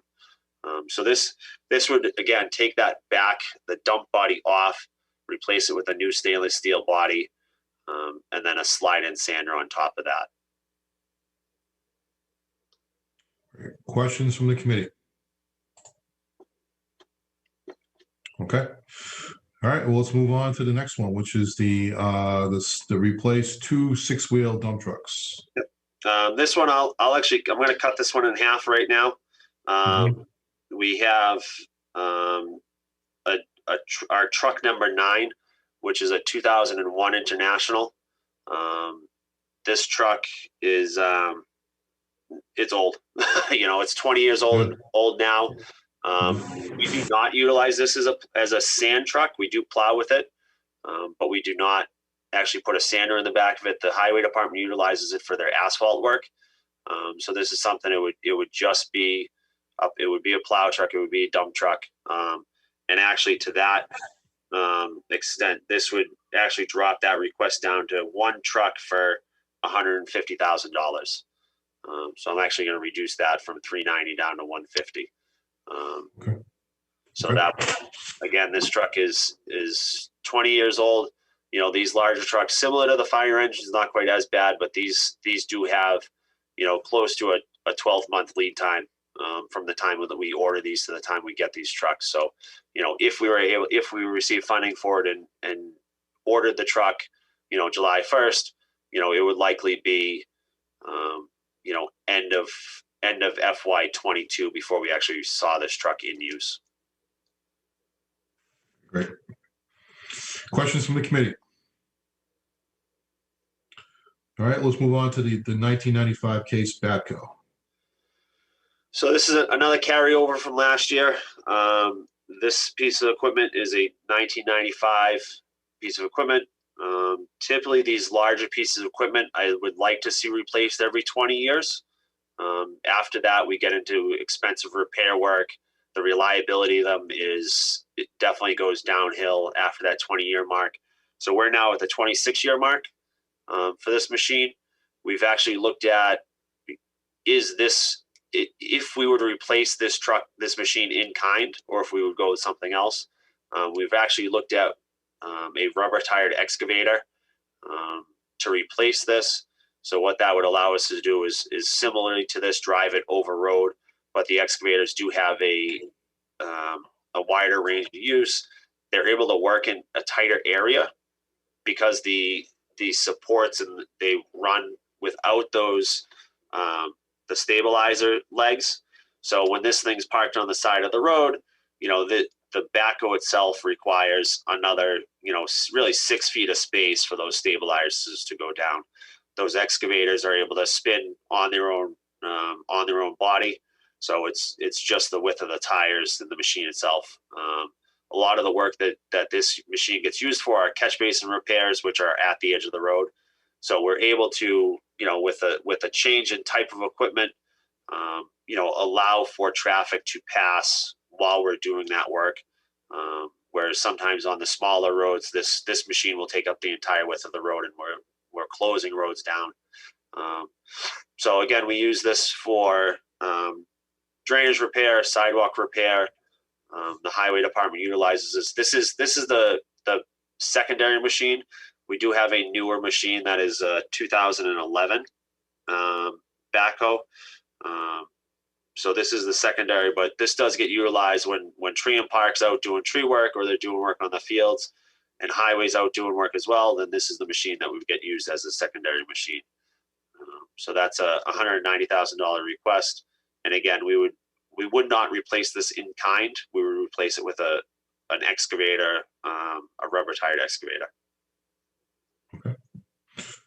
Very good. Questions from the committee? All right, let's move on to this is the 1-ton dump one-ton dump truck. So this would replace a 2008 1-ton dump. This is the smaller trucks, similar to the one the vehicle the inspection department is seeking. This is now 13 years old. Again, I would like to see these trucks every 10 to 12 years turned over. The type of work that these are being done, the atmosphere they're being exposed to, salt and otherwise, really lends themselves to being replaced every 10 to 12 years. So again, by the time we would order this truck and see it, we would be looking at, spring of next year. So at that point, it'll be 14 years old. The body itself is rusted out. So, we tend not to put stuff in the back of it because unfortunately there are holes in it. We have done some repair work on it. We do a lot of welding on these bodies when they get to that point to try to string them along. And then this truck also has some structural issues. The frame of the truck itself is starting to go on and starting to rust out. So that is something that we were looking to replace. This is a truck. It's used year round on a daily basis. It's used during the winter for plowing operations. And we're looking at $75,000 for that truck replacement. Okay. All right. Questions from the committee on that? Let's go to the hot box replacement. Right. This is the last one in the general fund. So this is something we used to have 2 of these hot boxes. These are used for actually storing asphalt throughout the day. So what we can do is we can send this hot box, which is pulled on a trailer behind a truck, down to an asphalt plant. They load up to 3 tons of asphalt in this hot box, and it keeps that asphalt heated up through the day. Anybody who doesn't know, asphalt comes out at about 300 degrees from the plant, and it cools off. So anytime it gets down below 200 degrees in temperature, it really becomes unworkable and unusable. So what this does is it allows us to pick up asphalt in the morning, and then we can spend the day if we're doing pothole repairs, if we're doing trench repairs, anytime we do catch basin work, drainage work, and we have to patch the road and put asphalt back in the road. It's not something that we can typically do all at one time. It's usually spread out throughout town. So this is a piece of equipment that lets us, keep that asphalt hot and workable, so we can actually use that 3 tons of asphalt all day long. So we're down to 1 machine or 1 hot box right now, and they were actually in that hot box this past week, welding some plates onto the floor bed of that hot box because it was starting to rust out. So we're looking for a replacement. The other thing that this replacement would do for us is it would actually allow for more of my staff to drive it. and to tow it. The larger hot boxes behind the trucks that we have do trigger a different CDL requirement for our drivers. So this would actually be a smaller hot box. The tonnage would be less. It would allow all of our CDL Class B drivers to utilize and to haul this piece of equipment. Whereas right now we have one CDL driver in the highway department that's legally able to pull this around town. So if he ever takes a day off, is sick or vacation, then we have to plan around that and this type of work. So that is another benefit to this replacement. How old is the hot box, Chris? The one we have now is about 10 years old. We did have an older one that was closer to 20 that we recently got rid of. We put it up on an auction. The older one got to the point where it was not worth us for doing the repairs on it. So the one we have now is about 10 years old. Okay, great. Questions from the committee? Any other questions from the committee? Okay, all right. So Chris is right in that this was the last item in the general fund requests. The total for the general fund request is $2,008,730. That's $2,008,730. We'll be back to that amount later on, and that's where the largest amount of decisions will have to be made. Actually, I stand corrected on that because I see that the fire is listed in that as well, an engine. So I'd say about 1.175. Bill, 1,175,000 is actually in that amount too. Yeah, go ahead. Hey, Bill. Yeah, go ahead. Can I also point it out? I think Chris removed that about 240,000 off the dump trucks. Yeah, that's exactly right. Yeah. So that number actually comes down. So you're right. So it is. So those numbers will actually all come down rather significantly to the point where we may have the opportunity to actually look at some of these things to get some things funded this year because of that. Just a point on that, Bill. The total general fund request was initially, before I made some number changes, was 4.2, yeah. 4,271,76. Yeah, that's right. Yeah, you're right. Yeah, so I was looking at the total highway department. So, yeah. So I stand corrected on that. So it was the 2,008,730 comes down now to roughly about. Well, you took out 240,000 and you deferred on the rollaway, right? Yes. All right, so that's 282,500. So that actually will reduce that amount as well. I'll let Marie do the calculations on that, and so she'll come back to us with some new numbers on that. And then the general fund requests will actually come down by the total of 1,175,000 because that actually goes to the funding on the and for the ambulance from the ambulance fund. So it actually takes that number down even further. All right, so let's move over to, we do have a break in between here. So at this point in time in the schedule, so we're actually a little bit ahead of schedule. Does anybody want to take a break, or do you want to, or would you prefer that we just keep going? Well, before we keep going or take a break, Bill, there's two last items that fall under the Public Works, Water Sewer. Right, I do. Yeah, I'm going to get those in just a second, but I did note that we need to get those as well. But does anybody want to keep going at this point? And we can just keep going right through with deliberations after we take these two other items. Good to keep going. Okay. Yeah, I think people would prefer to get done and move on today. So, all right. So let's do that. Let's take the one to the water enterprise. It's you're looking at $80,000 excavator. Go ahead. Yeah. So this is something that was identified by the water staff, the technicians, and the field crews. That would actually be an addition to the fleet that they have and the equipment that they utilize. This would actually upgrade the size of the excavator and be an upgrade from what we have. So it would be a larger excavator. This would be utilized throughout the town on water main breaks. It's also something that, as the water department has been built over the last 7 to 10 years, A lot of that has changed. We have added staff over there. The department has gotten bigger. With the need, the town has grown on our facilities for water treatment. The town does have a significant amount of water main that needs to be replaced over the next, really 20 years. This is something that, we would utilize over not only main breaks, but to do some of that pipe replacement ourselves. We would be able to dedicate a crew with an operator, the trucks that we have, and actually do some pipe replacement with our town staff. Currently, all of that replacement is done with contractors. Anytime you bring a contractor in, it's certainly going to cost the town money, significant amount of money beyond if we were able to do that work with our own staff. So this would be an additional piece of equipment that would be added to the fleet for the water department. It would be an excavator that would be used on main breaks as well as pipe replacement projects throughout town.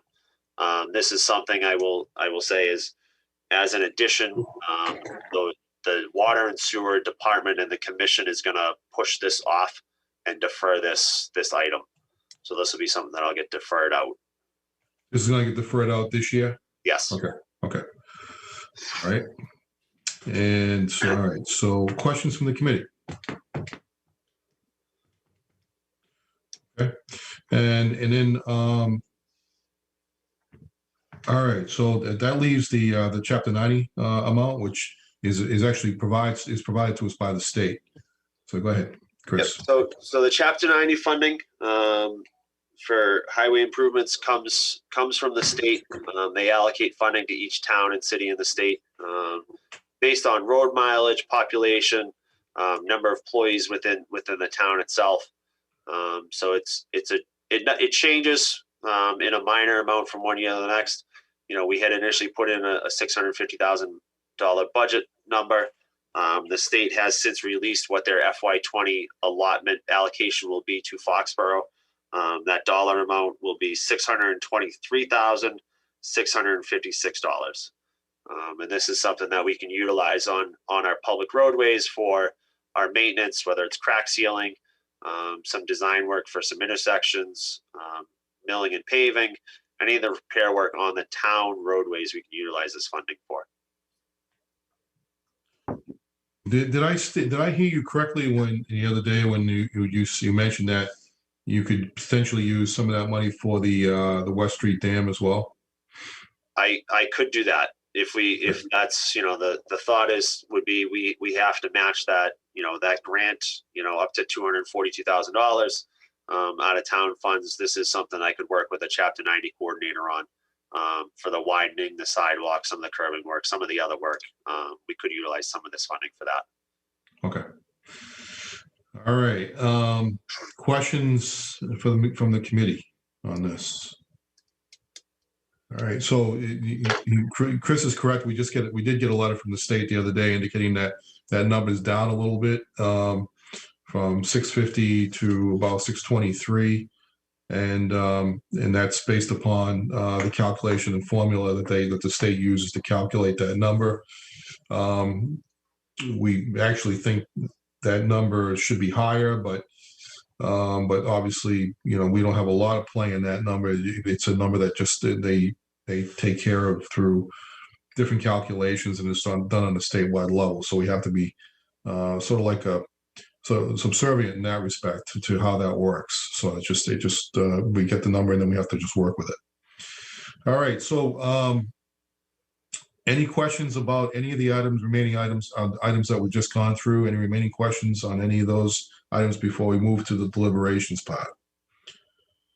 All right. I don't see any questions that have come in from the public either. So we'll just we will now turn to deliberations. And so I'm just doing some, so I don't know, Marie, are you on right now? Can you just take a look at what we have right now? I see that, we have as a total for the total general fund is $4,271,760, but that number is coming down now, right? So do you have a new number for that, Marie? Hear you. Yeah, just 1 second. The DPW is going down by 237,500. Yeah, I actually took that down. I took the 35,000 out as well. So I had it to come down further than that. I had For the radio, 150. okay. I had 150,000 for the six wheel for the down for the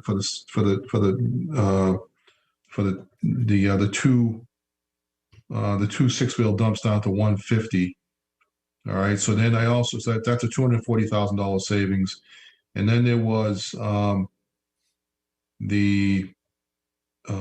took 35,000 out of that as well because on the radios, because I think I'm going to be able to get that from another location from Semrick. So I think we might be able to work that out. So I'm just going to, that's sort of, I just said that, but we haven't really discussed as a committee, but just something that we can talk about if you want, if anybody has any further thoughts about that.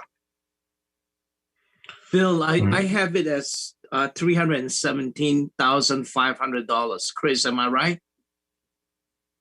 It's the 240 plus 42.5 plus 35,000. Yeah, the 42.5 is the other number that's to replace the rollaway lift, and so you're going to defer that. All right. So you have that, Marie? Yep. All right. The 42.5, the 35, and the 390 comes down to 150. So 240, 280, and 35,000. Correct? That's 317,000. So that comes off that's 2,000. The 2,008,730 comes down to be 1,691,730. No, Bill, that's another $500. 1,691,230. Right? Correct. That's the number. That's right. And to clarify on that funding source, the 708,000 of that 950 is from a grant, West Street Dam. That's right. So that comes down even further. So let's take that out. So that number comes down rather significantly. So can we subtract out that 708,000 too from that number? I'm at 983, 230. That's what I have to. Okay. Wasn't it going to be just one of the six-wheel dump trucks? One of the six-wheel dumps, and it'll be 150 instead of a half. Cutting that in half, it'll only be 150,000. Okay.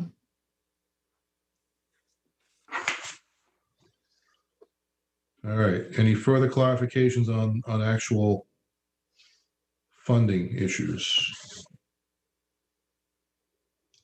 All right, let's go back. I just went down the list one more time. So we have the management information systems improvements, the 35,000 for the voting machines, the 150,000 for the demolition of the old state hospital laundry building, the body cameras at 79,520, the ambulance, which we'll take that out of the general fund because that's funded separately. The joint, which amounts to 1,175,000, but actually the request is down. Was it 625? Is that the total amount for the lease purchase? So each line is getting divided by 5. There'll be 5 years. So it comes down to 235K.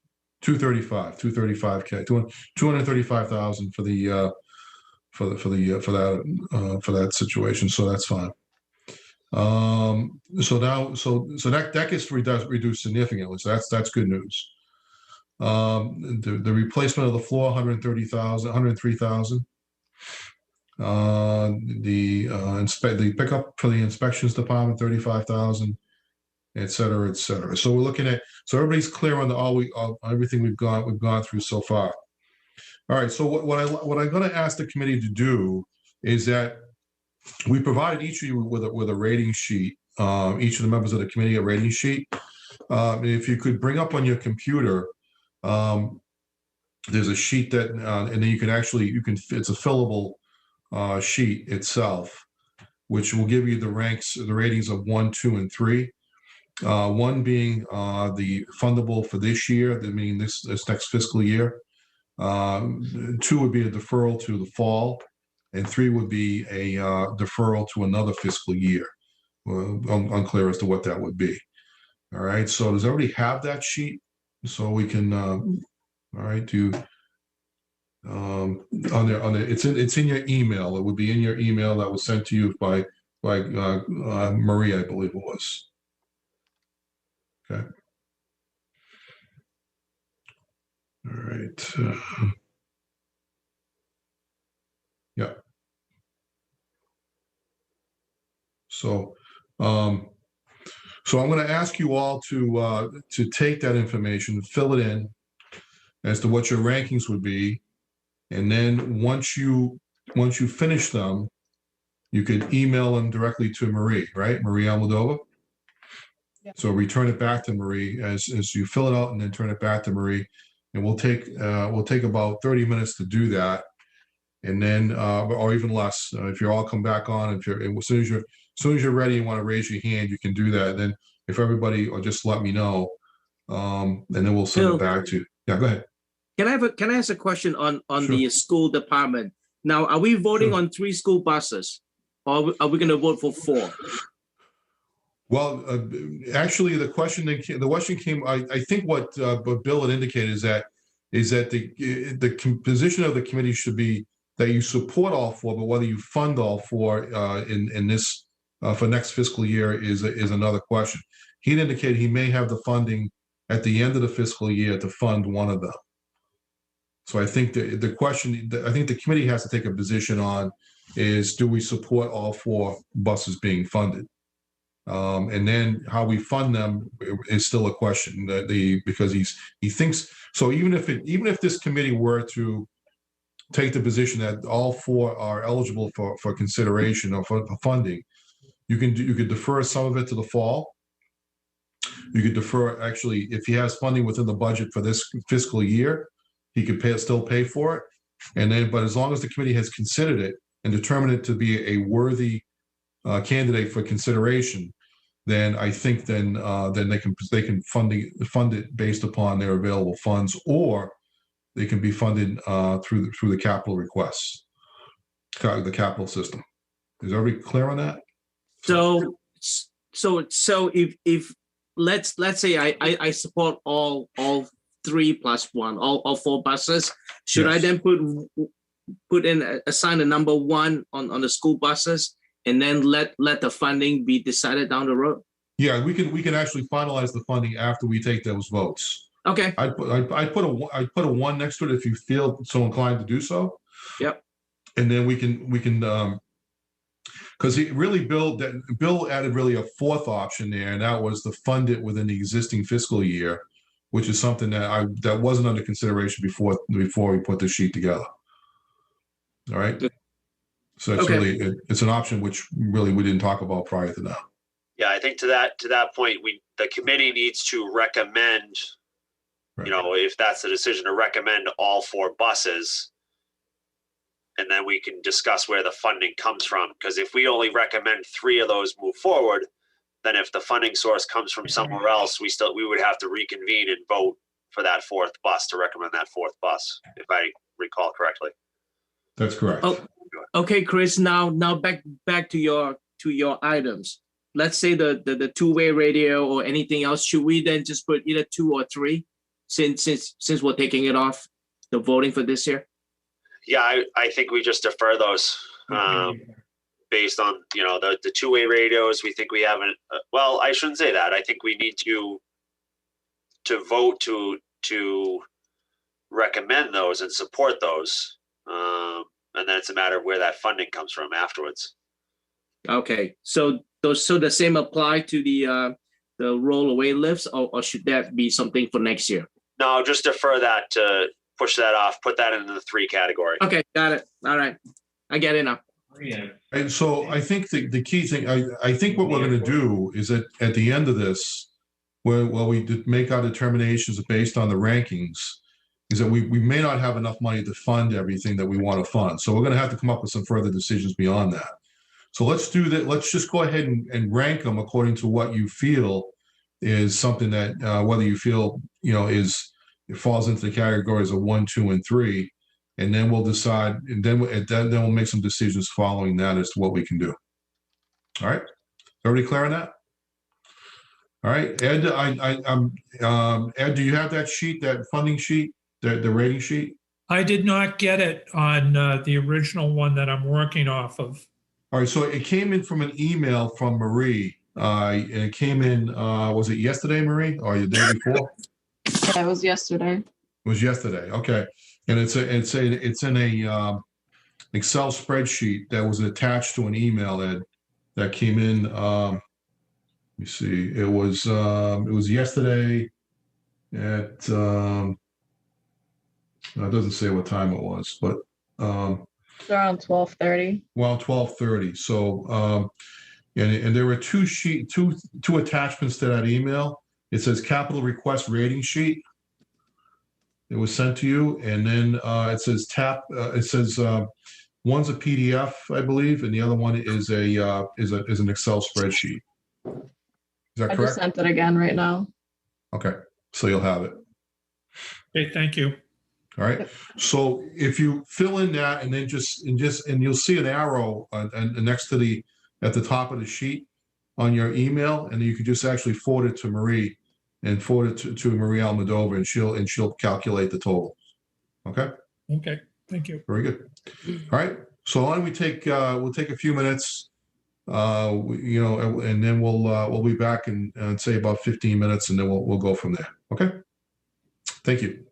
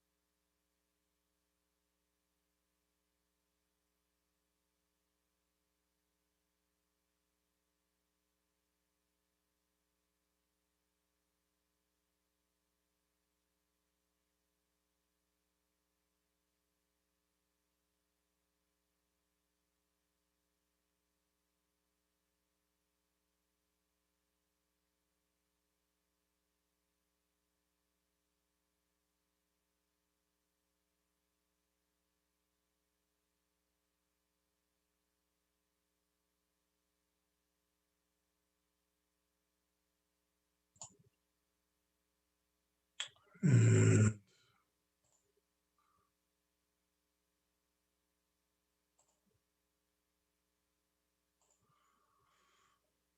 everyone. So welcome back. And so I'm going to, at this point, I'm going to have, Ed, if you can unmute yourself and just, and then I'm going to have you read your scores over to Maria, if you would, and then Maria will give you, we'll do that. We'll take your scores and then we'll do the final calculation. So do you have your final scores, Ed? Can you unmute yourself, please?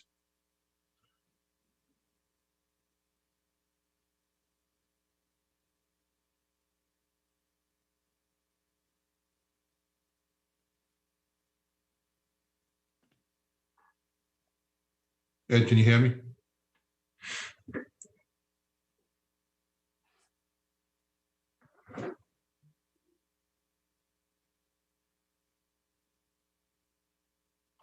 Stand by for 1 minute.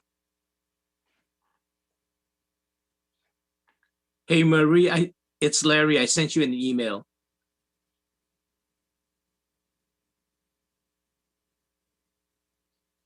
Yeah, I made the change. We're good. Okay, thank you. Thank you.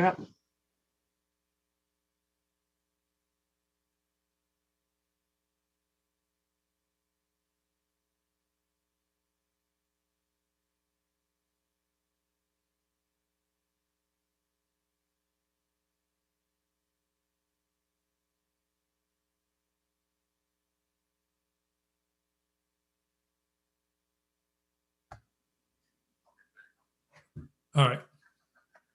All right, thanks, Ed. Appreciate you coming back. Okay, so can you just give Marie your scores live, please?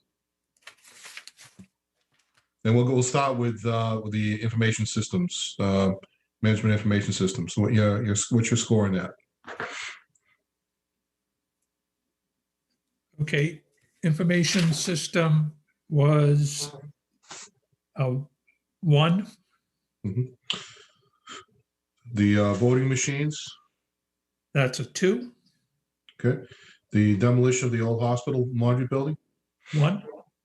okay. Body cameras, That's a 1. okay. The fire engine replacement, That's a 2. ambulance replacement, 1. ambulance and ambulance addition, 1. okay. Joint public safety apparatus floor, 1. okay. Inspections, pickup, 2. School computer software, computer software printing, 1. excuse me. The school buses, 1. one, okay. Copiers, 1. music department, equipment replacement, 2. and then public works now, rebuild the West Street Dam, 1. street sweeper, 1. DPW master plan, 2. okay. Upgrade two-way radio system. 1. That's gonna be a 3 only because we're actually Oh. we may have another way of funding that. So Okay, that would be a Yeah. 3 then. yeah, and then replace the lawnmower. 1. Replace rollerway lift is going to be deferred. Okay. Replace the 1.5 ton body slide, 1 ton body and slide in sander. 2. All right. Replace the 1 dump truck, 6-wheel dump truck. 2. All right. Replace the backhoe, the 1995 backhoe. 1. Replace the 1 ton dump truck. 1. And replace the hot box. 1. Okay. All right. Now moving on to water, the excavator. That's going to be deferred, right? That was deferred as anyway, so we don't need to do that. And then the chapter 90, and that's going to be a 1 for everybody, anyways, because we get that. We've already got that money in the place in the house. All right. So Marie, you have everything now. Yes, I do. Okay, so can you are you prepared to give us all the tabulations at this point? Yes. So the two-way radio is going to be free for everyone, right? That's what you said? Yep, that's right. And so how this is going to work is that the ones with the lowest numbers are the ones that are going to be the ones that most likely have the ability to be funded. Okay. So before you do that, Marie, I did have another question that came through on an email that was late. That came through on the email process, and I just wanted to just go through it. And it came again from Shelby Cornbluth, who said, I also have a follow-up question on the school buses. Not sure if it's too late. Based on the numbers, there's almost a 50% backup, 16 frontline and 7 backups. Why do we need the 50% backup? Is there data to support this? Would this data help decide the 2, 3, or 4 buses? So I did speak with Bill Yukna in between while everybody was doing their scores. And the answer to that is that there really isn't 7 backups. Those buses are used for sports programs and taking students to additional special programs. So they are used, even though they are listed as backups. In other words, they're not used as frontline buses for use in terms of picking up kids on scheduled routes. But they are used throughout the course of the year. So and if they're going to sports programs, they're putting a good amount of mileage on them by going to the various towns throughout their region. So those buses are not necessarily being not used; they're just being used in a different way. Is that fair? Is that a fair comment, Amy, to describe it that way? Yeah. So when you think about all of the extracurricular, going to sporting events, athletics, music, all of those things, those buses, we have to have them available. You think track and field going into the Reggie in Boston, that's where those buses are going to. Okay, great. Thank you. But thank you for the question. It was a fair question. All right. So, Maria, are you ready to give us the tallies? Yes. Okay. Do you want like the average or just the majority? I would say, well, how do you plan to present that? Go ahead. Can you describe that? Because I was thinking about if we go down the list, we can indicate. So I'll just go through and just list off which one had the lowest numbers. More. So the information systems, that was unanimously 1. Okay. The voting machines, 4 of them were 2s and 1 was a 1. So that one looks like it's going to be deferred to the fall. Mm-hmm. The demolition of the laundry building was 3 1s and 2 2s. Body cameras was 3 1s and 2 2s. The engine, the 3 for fire. Actually, the engine 22 was 4 1s and 1 2.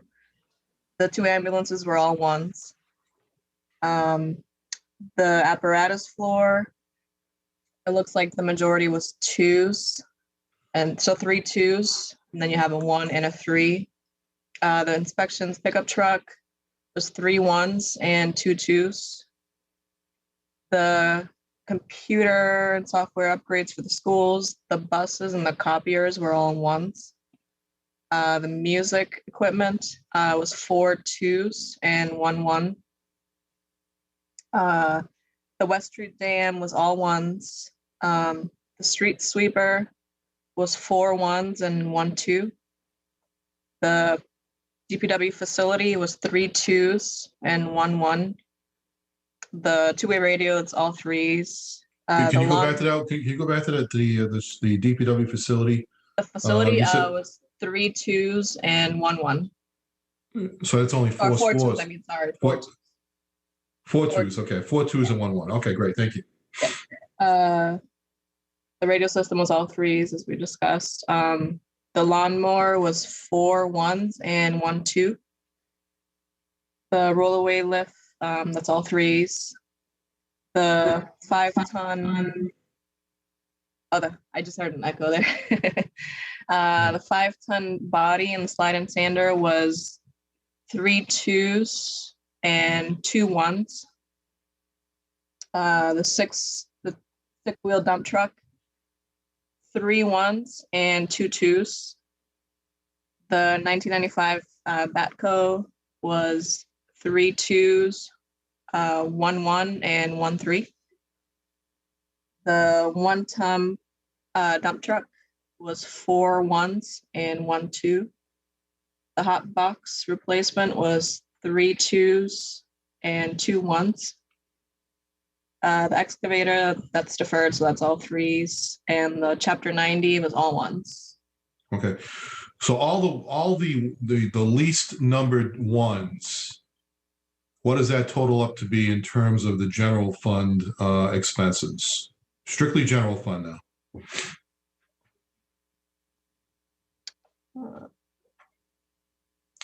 So that would be probably all the 1s and 2s, or anything that has a majority of 1s. I would think would be the ones that would come up with the least amount. So, you mean like the least amount of dollar? Yes, the least amount of 1s, 2s, or 3s. So okay. I don't mean that. I mean, what's the smallest amount in total for each item? So if the majority were 1s, then that would be the least amount for that particular item. If the majority were, see, this is a lowest to highest ratio. So the ones with the most number of 1s would be the ones that would rank the highest in terms of funding consideration. Mm-hmm. So do you have all of those? Let me share my screen so you can look at this. Okay, that'd be good. All right, so yeah, so it looks like the management information system. So if you can just set that one aside, that's a funding one. The voting machines will be deferred to the fall. The demolition of the Old State Hospital will be something that we'd want to do now. So that's a funding one. All right. Yeah, that's a good. Yeah, just keep doing it that way, Marie. That's a good one. So to do it this way. The body cameras, that would be a 1. Yeah. The engine replacement, those are all yellows. Yeah. This one is a 2 deferred for yeah, fall. I would say that's gonna be deferred. Yeah. To the inspections pickup, that's a 1. Yeah. The computer software, printers, those are all 1s, right? Except for the music equipment will be a 2. Okay. The rebuild the West Street Dam, that's a yellow, and so isn't the street sweeper. Yeah.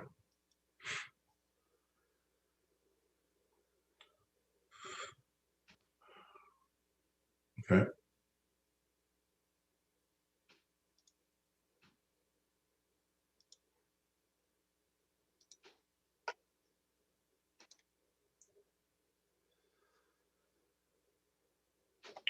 Okay. It's deferred. And that's it. Okay, great. Excellent. All right. So by doing this right now, what we need to now is determine how much we can actually fund. So the question now becomes, let's take the fire department stuff out, because that's a little misleading in terms of how that works, because that's actually not part of the general fund. All right, so I don't know if that can be taken out. Yep.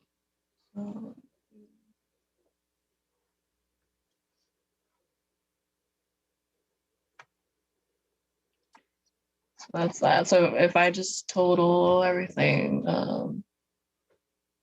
this one. Yep.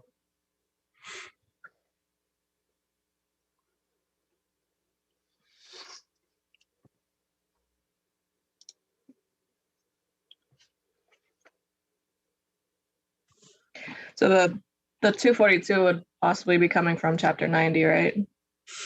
It's possible, but let's just see what it looks like now. We'll talk about the funding strategy after that. Okay.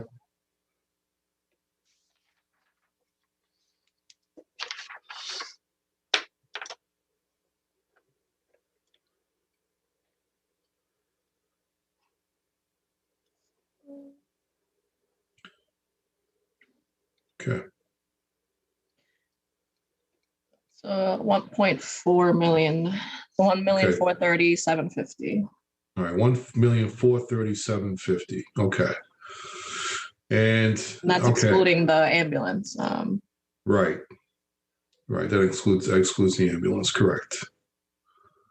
All right. So 1,437,50.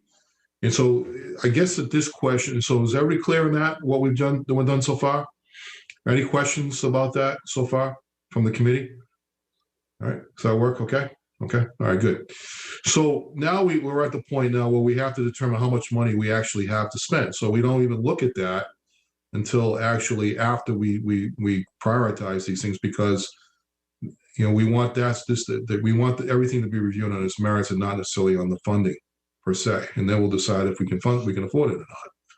So the issue is, how much can we afford? We're at 1,430,750. Marie, do you want to talk about how much we actually have to spend? So when we had our free cash certified, that came in at 3.2 million. Currently, we're using about 1.2, a little over, for the operating budget. So that leaves us with about 2 million, just below it. What we were thinking of doing was, so annually the town targets a 2 million free cash recharge. So when we first looked through this list, we were looking at things that would need to be funded now in the upcoming May town meeting. And when we did that, we came up with a figure of about $650,000 of free cash that's available, with the understanding that the other items would be funded in the fall once we have our fiscal year 21 free cash certified. Right. So then the question becomes, okay, so then it comes down to an issue of critical, and we thought about all the items that were there. The question then becomes, okay, which things are considered to be critical and have to be funded in this fiscal year, for the beginning of next fiscal year? And I say that because, does it make a difference between it gets funded in May, or if it actually gets funded in October, November? All right, so if we take a look at this list, the management information systems, is something that we really do need because of systems, but maybe we can split it. Maybe we spend $75,000 now and $75,000 in the fall. That's an option. All right. I'm just talking about this strictly as options now for everyone in the committee. All right. $35,000. The $150,000 on the state hospital property. Does it have to be? Is it critical to be done between now and or does it have to be done in the fall? All right. And the answer is, I'm not sure. That's something I want to hear from the committee on. The body cameras, the same thing. Can it be done now or in the fall? Engine 20, the fire items that's a funded. That funding comes from the ambulance fund, and that funding is there for those. And we're only asking for 235 out of that fund to do that. So we think we can afford that. The floor replacement, that's to be deferred anyways. The inspections pickup, is it critical that it gets done now, or could it wait to the fall? All right, to be determined. The school buses, or the computer software upgrades. Well, it's interesting on this one because actually that number, that 328 number is actually a smaller number because Bill mentioned that he could do 3. He's only looking really for funding for 3 buses now, so that number actually does come down. 46. What is it? It's 146. 246. It's 246 now? Okay. 3 buses. Okay, so we can take that number down right away. So that helps us a little bit in that situation. All right, the copiers, I mean, he's at the point now where we didn't do it last year, so we really have to do it this year. So that's an operational thing, so I think you have to really think about that. The West Street Dam, that's a grant we have to fund it. So the question is, Chris, do you have any thoughts on that before we proceed any further on that? Yeah, I mean, I think with that, that we talked about it a little bit earlier. I could use the Chapter 90 funding for that. The other thing I was thinking was, I know last year, or I guess this year, we deferred both OPED and the road money from the meals tax. Yeah. I don't know the thoughts on the OPED. If there's a thought of making any payment for current fiscal year out of what we've collected, or if that funding that's come in from the meals tax could be used to cover that expense too. We won't know that answer till the end of the fiscal year, and we actually do an evaluation of that, and then it's really an indication where we are with free cash. Also, if we get money from the federal government, that might help us with that situation, and it could help our free cash position even further into next fiscal year. So again, that would be something I'd be inclined to agree with you. We spend the money out of Chapter 90 and then maybe refund that loss to your account back in the fall once we have a better understanding of that. Okay. Sure. The street sweeper we have to do because it's a bond payment, or it's a lease payment, so we have to do that. The lawnmower, I'd love to do it, but is it critical? Is it not working? Is it not operational? The answer is no. It's still operational.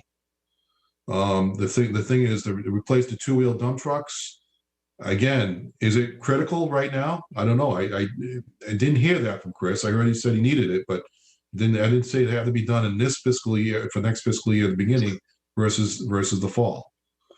Replace the one-ton, same thing with the dump truck. So you can see that we have a little bit of flexibility in these figures at this point. The question is how much flexibility and what does it come up to be? So I want to hear from the committee. What are your thoughts on that as we just went through this? Anyone? So I think, going to some of the DPW items, if we pull the 242 out of the general fund, and it's either a Chapter 90 we can earmark that for Chapter 90 funding. Okay. And if the meals tax, if the free cash lends itself after we close out FY21 to refunding that balance, then I'd be comfortable with that. So can we effectively put that into the 2 category in a sense? Because you're effectively going to refund it again, and you're going to fund it through Chapter 90, but you're looking to try and refund that again in the fall. Yeah. All right. Yeah, we could pull that, move that over. Okay. Very good. All right. Thank you, Marie. And then, so now we're looking at a $1.1 million number. Let's go back up to the top again.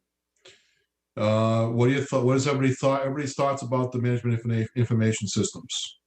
I don't think that's a choice. I think that's something in order to stay current with all of our machines, and that's something that has to be done in the technological world we're living in. I think I'm inclined to agree with you, Amy, on that. I think that's one where we've deferred on that a few times, and now we're getting to the point where we don't have the ability to support the information and the system anymore. So if we don't do it, it could really hamper our ability to get stuff done. I really would recommend you don't split it up or put a portion off Okay. all, because again, a lot of this equipment we're not going to be able to purchase or scale it down, right? So Okay. It's not like purchasing individual computers where we could purchase 80 or 75 now and the other 25 in the fall. Like this equipment, we won't be able to purchase the equipment we need to actually accomplish the objective, unless we have all of the funds available. The other Okay. piece is in terms of procurement. We often, when you hit a certain thresholds with the manufacturer, you get additional discounts, manufacturer discounts that get passed on to us. So if we break up the cost of the project, we may lose out on these discounts, which tend to be an additional 20 to 30%. So I definitely wouldn't recommend that at this time. Thank you very much. And I appreciate the input, Aaron. That helps. That's very helpful. Thank you. All right, so let's go to the demolition of the Old State Hospital Laundry Building. I'd love to be able to do that right now, but I'm not sure that we're in a position to do that. So it would be my recommendation to everybody that we defer that to the fall. And the reason why is because I do think we'll be in a better position to deal with that then, as opposed to dealing it right now. I mean, what's everybody else's position on that? Does everybody agree with that or disagree? I mean, I do think that it's a liability, and that we, are we going to end up seeing that we're short-sighted in the future by not taking care of it? We've been talking about it for a couple of years based on, the circumstances around it. And at the same time, it does provide additional space for the town. I just, how long do we continue to put it off when it is a safety hazard for students and for families, and that particularly that live around there? I do think I'm inclined to agree with you, Amy, but just the problem is that I just don't know that we have the ability to do it right now. And I think I would suggest to you that we do it in the fall, but it has to be a high priority item in the fall, because I do think it's and not only, but I think that's the time to do it anyways. If you're going to do the work, do it in the fall, because the areas around it's not being used, and they're going into the fall, into the winter months. And that's when you want to do the demo, when it's not being used in that area. So it's something that we could defer on to at least the fall, but it'd be a high priority item for me. At least I don't know how anybody else feels on that. Any other members of the committee? How do you feel about that? No, I definitely think it's a high priority, knowing how much time we spend down there, as well as the facilities group. The evidence that the kids are getting in there and spending significant time in there on a regular basis, it definitely needs to be a high priority. My only other thought, and I don't know that the numbers would actually work, but would be to split it and do the abatement, approve the abatement now, and defer the demo in the fall. That's a new option. I didn't think about that. So what's the abatement cost? Well, Bill he's somewhere, 85,000 would get him to do that abatement work, is what I heard from him. Well, what he said was it's between 65 and 85. So if we use 75 as a number, we might be able to get it done. So if we take that number down to 75, and Marie, can you just adjust that? So 75 now, 75 in the fall. That gets us committed to the project fully in some respects. Going to the body cameras, I've told the chief on multiple occasions that I support this request. Oh, I'm sorry, before I finish that, does everybody agree with that approach? Before I do, I don't want to just speak on my behalf. Does anybody disagree with that approach on the demolition of the Old State Hospital? Okay. All right, very good. The body cameras, I've told the chief on multiple occasions that I do support this. And I'd like to get everybody else's perspective on this, but I do think it's something we could defer to the fall.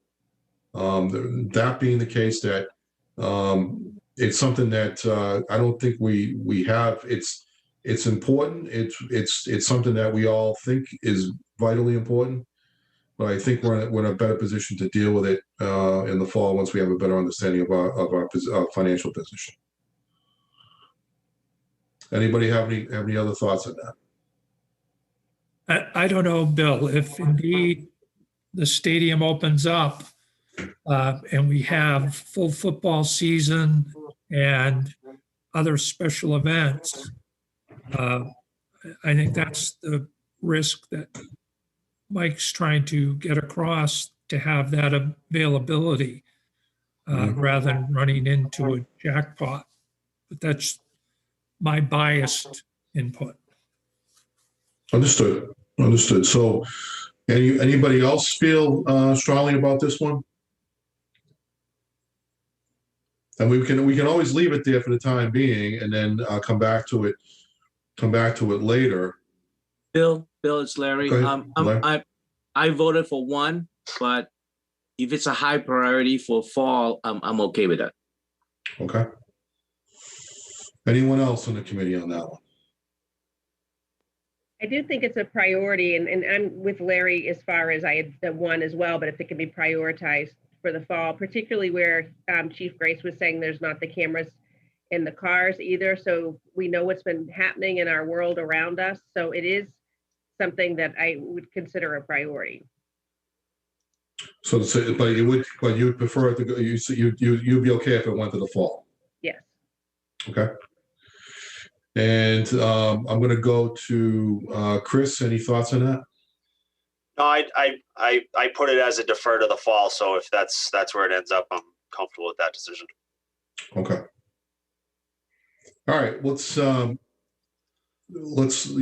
look at that for now, and then we make it. Let's see if we can always revisit this. I mean, this is just this is the whole deliberation process now, how we get to this, make these decisions. So. The fire trucks, the replacement of the engine and the two ambulances, that was going to be done as a package lease purchase arrangement. So, and that's the total impact would be $235,000 roughly around there, because there's still a 1% cost on the roughly about a 1.5% cost on the use of the money, but it's something we can afford. The next one would be the inspections pickup truck. I mean, that was actually funded in last year's plan, and then we took it out afterwards because of the other concerns. But that vehicle is getting close to end of life. So I would leave that one in if we can. But anybody have any further thoughts on that? I mean, it could conceivably wait till the fall, but I don't think it'll make a big difference either way. But so if we have to, we can defer on it too. But I think if we could do it, it doesn't. I'm okay with it. I'm okay with this one going either way. I would recommend leaving it there for now for this pass, and let's see what the number is after that. And okay. You said I think there is potential that it could wait, but it is, knowing the condition of that truck, it is something, the sooner the better on that. Okay, fair enough. Your thoughts on that is really critical to this discussion. I appreciate that, Chris. All right, so let's going to the computer software. I think you got to do those upgrades. The school bus is down to the school bus is now at 242. 246. 246 rather. Okay, so. So we're at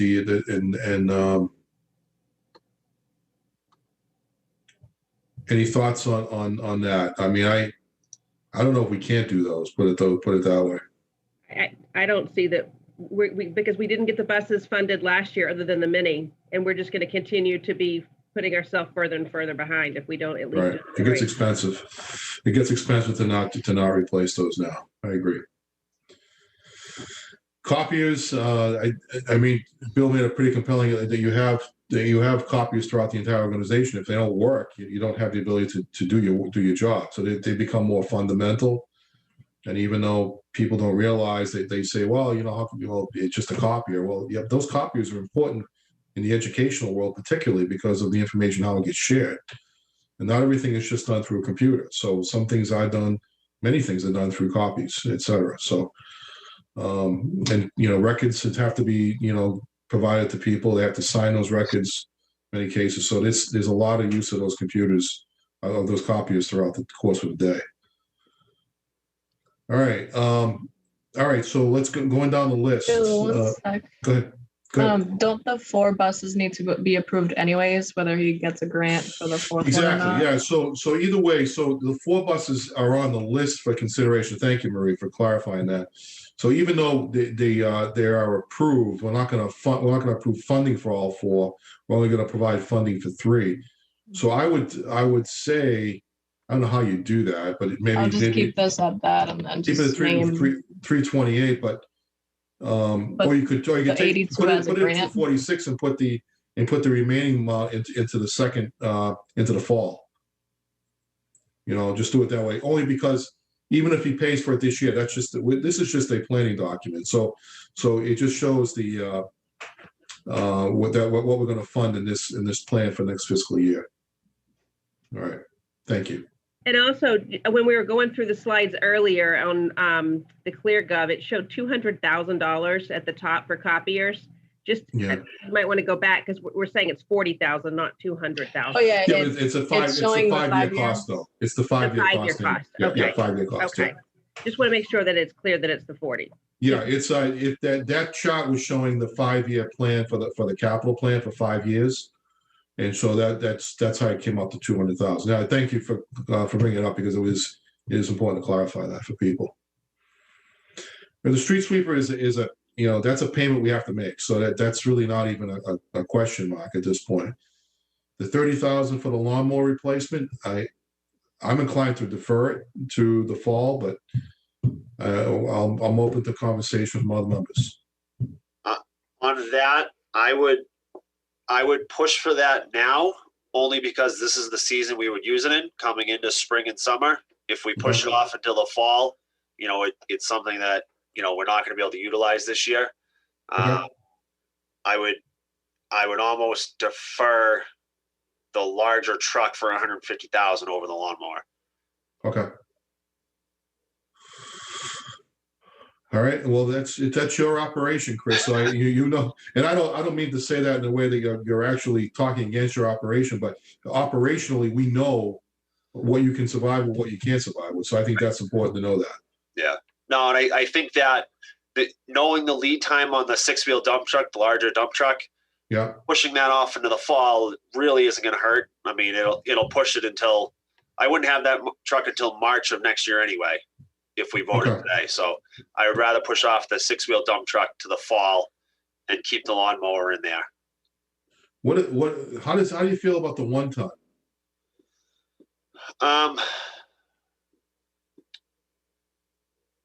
We could defer that to the fall. Okay.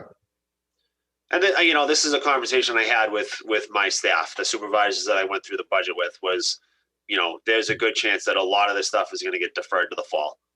If it's still FY22, that's an important step for us. So what's the lead time on getting a mower? Is it a long lead time for a mower? No, that stuff we can get within a week or two. Okay, good. All right, that's good to know that.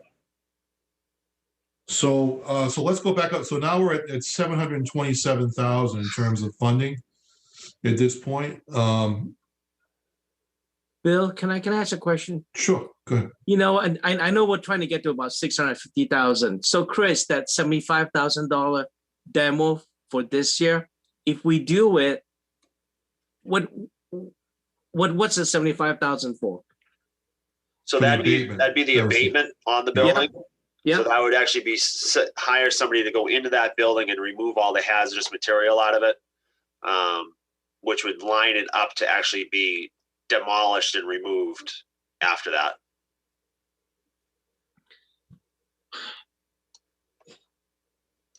I think it was my thought on that was it dedicates us to doing that work. I know if we put the whole thing off into the fall, then we put it all off into the fall. And to be honest, I don't know. I don't see Bill still on here, but if that price estimate was all from one contractor doing it all at the same time, if we split it and now it's 2 different contracts and 2 different contractors, that price may go up. I don't know the details on that. Yeah. That's I don't know that. I don't know that, but I'm inclined to think it is. That he's one contractor to do the whole thing, but I don't know the answer to that. I think if I'm in a position now to get us to the point where we want to try and get down to a number that makes sense, that we can reasonably afford, I defer both items to the fall. Only because on the basis of what we can afford, what we can't afford right now. I mean, that's just my thought. I mean, that puts us at 652, which is almost exactly what we looked for. Is that reasonable to the finance team? Because I'd like to hear from the finance team on that piece. George? That's a number we feel comfortable with, given the uncertainty right now with the local receipts. Right, exactly. And we don't know if the next aid package is going to be restricted like all the previous ones. We're hoping we Right. could use it for revenue loss, but you never know with the feds. Right. George, you have any thoughts on that?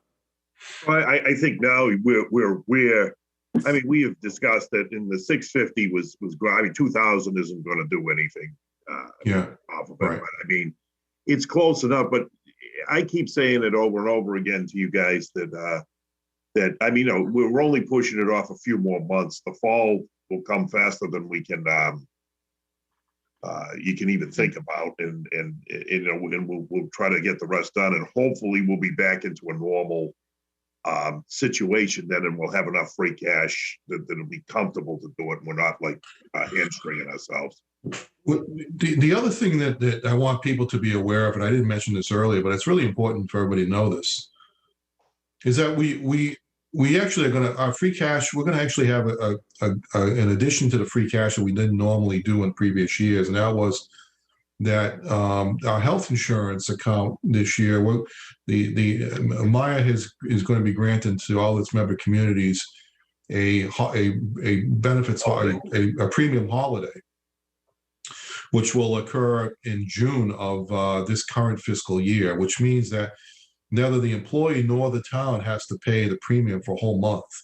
And the reason they're able to do that is because of the fact that a lot of folks are still not getting the kind of medical treatments that they were doing because of COVID. They were not going for their optional medical procedures, things of that nature. So what's happening is that the costs of being deferred, if you will, to other times, and as a result, the cost on the insurance side has gone down rather dramatically. So that's really helped us. Now, conversely, you know, we're nervous about in working on that group.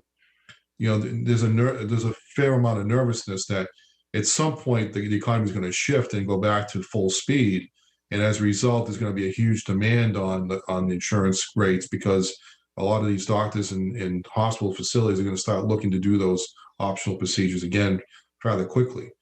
So that's going to be an impact on the system. So that's why you can't really adjust the rates downward, but you can actually give money back. And I think that's the reason why if you adjust the rates downward, then you're creating a false sense of security that those rates are going to be consistent, are actually going to hold up against what the actual costs are going into the future. So I think it's a good way of handling it. It's actually a very responsible way of doing it. That way we don't end up with a huge gap in next year's costs. So but the long and short of that could generate close to $1 million in savings to us as a result of that. So I think we're going to be in good shape heading into the fall with that additional amount of money. And then that assumes, of course, everything else stays the same, and that, you know, we don't have any big surprises on the revenue side, or we don't have any big surprises on the budget side that we have at the last side. I mean, on the budget side, operationally, we're doing fine, but I think the revenues are still coming in piece by piece. But it looks like we're consistent with what we had planned for, at least up to this point. And I don't think there's any surprises yet that we haven't anticipated. So all things considered, I think we'll be okay going into the fall.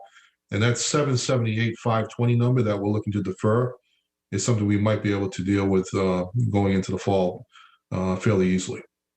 So if by meeting now and going over all these items, the committee doesn't necessarily have to re-meet again over this, because you've taken the action to consider all these items, and that you're now looking to try to defer these, to take action on these now, as well as defer some of these to the fall.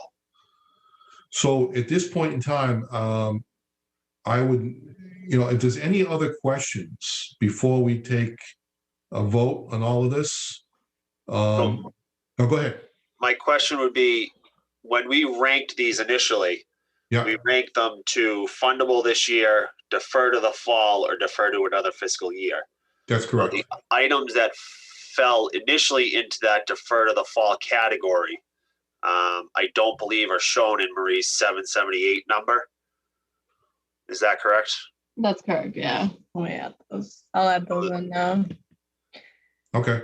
That would be the only thing that I just want to clarify that, Yeah, so- that initial 1.4 million, we got it down to 652,000, with the thought that the remainder would get deferred to the fall, but we had Yeah. initially voted to defer other items to the fall that I think Yeah. should be in the mix. Now, I don't think they take the same priority as the stuff that we voted as need to fund this fiscal year, but I think we Yeah. should still, when the fall comes around, we should still consider those other items. Yeah, I think that's a good point. So thank you for clarifying that. That's really good information. So that number is we're close to 1.5 now, 1.4 rather. So if that's the case, then we may have to meet again just to see if we need to take further action to defer items even further. But I do think at least we'll have a better understanding of some of this stuff going into the fall. So I think we'll probably call another meeting in September to take a look at this to see where we stand.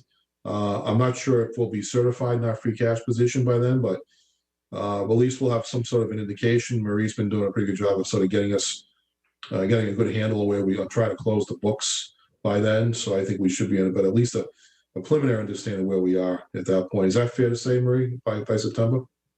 Yeah, it all depends on because on the DOR too, sometimes they take forever with the balance sheet. But I think by early September, I should have a good idea of I should have a good estimate of the free cash that we could use. Because usually the way it works is we do our own estimate and then we pass it along to the DOR, and 9 times out of 10 we're like off by maybe $100 or so. Okay. All right. Okay. All right. So that's where we are. Does anybody have any further questions or comments about this? This has been really helpful this morning. I really like the way this shows up too. It gives you a good perspective of how everybody, how everything's ranked out at the end as well. So, all right. So at this point in time, I'll accept a motion to approve the amount of $652,230 for consideration for the fiscal 22 capital plan. From the general fund. Want to add From the general fund, right. I'll make that motion. Okay. Now second it. Okay. All those in favor say aye. Roll call vote. Yep. So it'd be Chris. Aye. It'd be Marie. Oh no, sorry. So Amy. Aye. Larry. Aye. Ed. Aye. And the chair votes yes. Okay, thank you. And then we're going to need a vote on the fire for the amount to come from ambulance receipts. And that would be the amount of $235,000 for engine 22 replacement, ambulance replacement, and ambulance addition. Do I hear a motion to that effect? So moved. Do I hear a second? Second. Yeah. Okay. And so all those in favor of, correct me if I'm wrong, who was the second on the first motion, by the way? Was it Amy? Amy? Okay, great. All right. Just want to make sure that I had that. All right. So so all those in favor say aye, and I'll go to Chris. Aye. I'll go to Amy. Aye. Ed. Aye. And to Larry. Aye. And the chair votes yes. Okay, great. All right, and then we go to the Chapter 90, and that is for the amount of $623,656. Now, Chris, is there any chance that number may go up this year? Only if they choose to appropriate additional funding to that balance. It's a $200 million bond item for the state. If they choose at some point in time in the fiscal year to spend more money, then that number could go up. But at this point in time, I don't see that changing. But does it make sense for us to vote? Okay, so it doesn't. You don't think it's going to change? So So it's okay to vote the number at 623, 656, right? Yes. Okay, great. All right, so I'll accept the motion to approve the amount of funding, of spending $623,656 towards street reconstruction DPW projects. So moved. All right, are we a second? Second, All right, that has the second. And all those in favor say aye. Chris, Aye. Amy, Aye. Ed, aye. and Larry. Aye. And the chair votes yes. Okay. Am I missing anything at this point, Marie? Nope, I think we have it all covered so that, So we had three separate votes, free cash, which was general fund, the ambulance fund, and chapter 90, for a total of $1,510,886. Do I need to take a separate vote just to approve the total amount? Or they've all been approved individually, correct?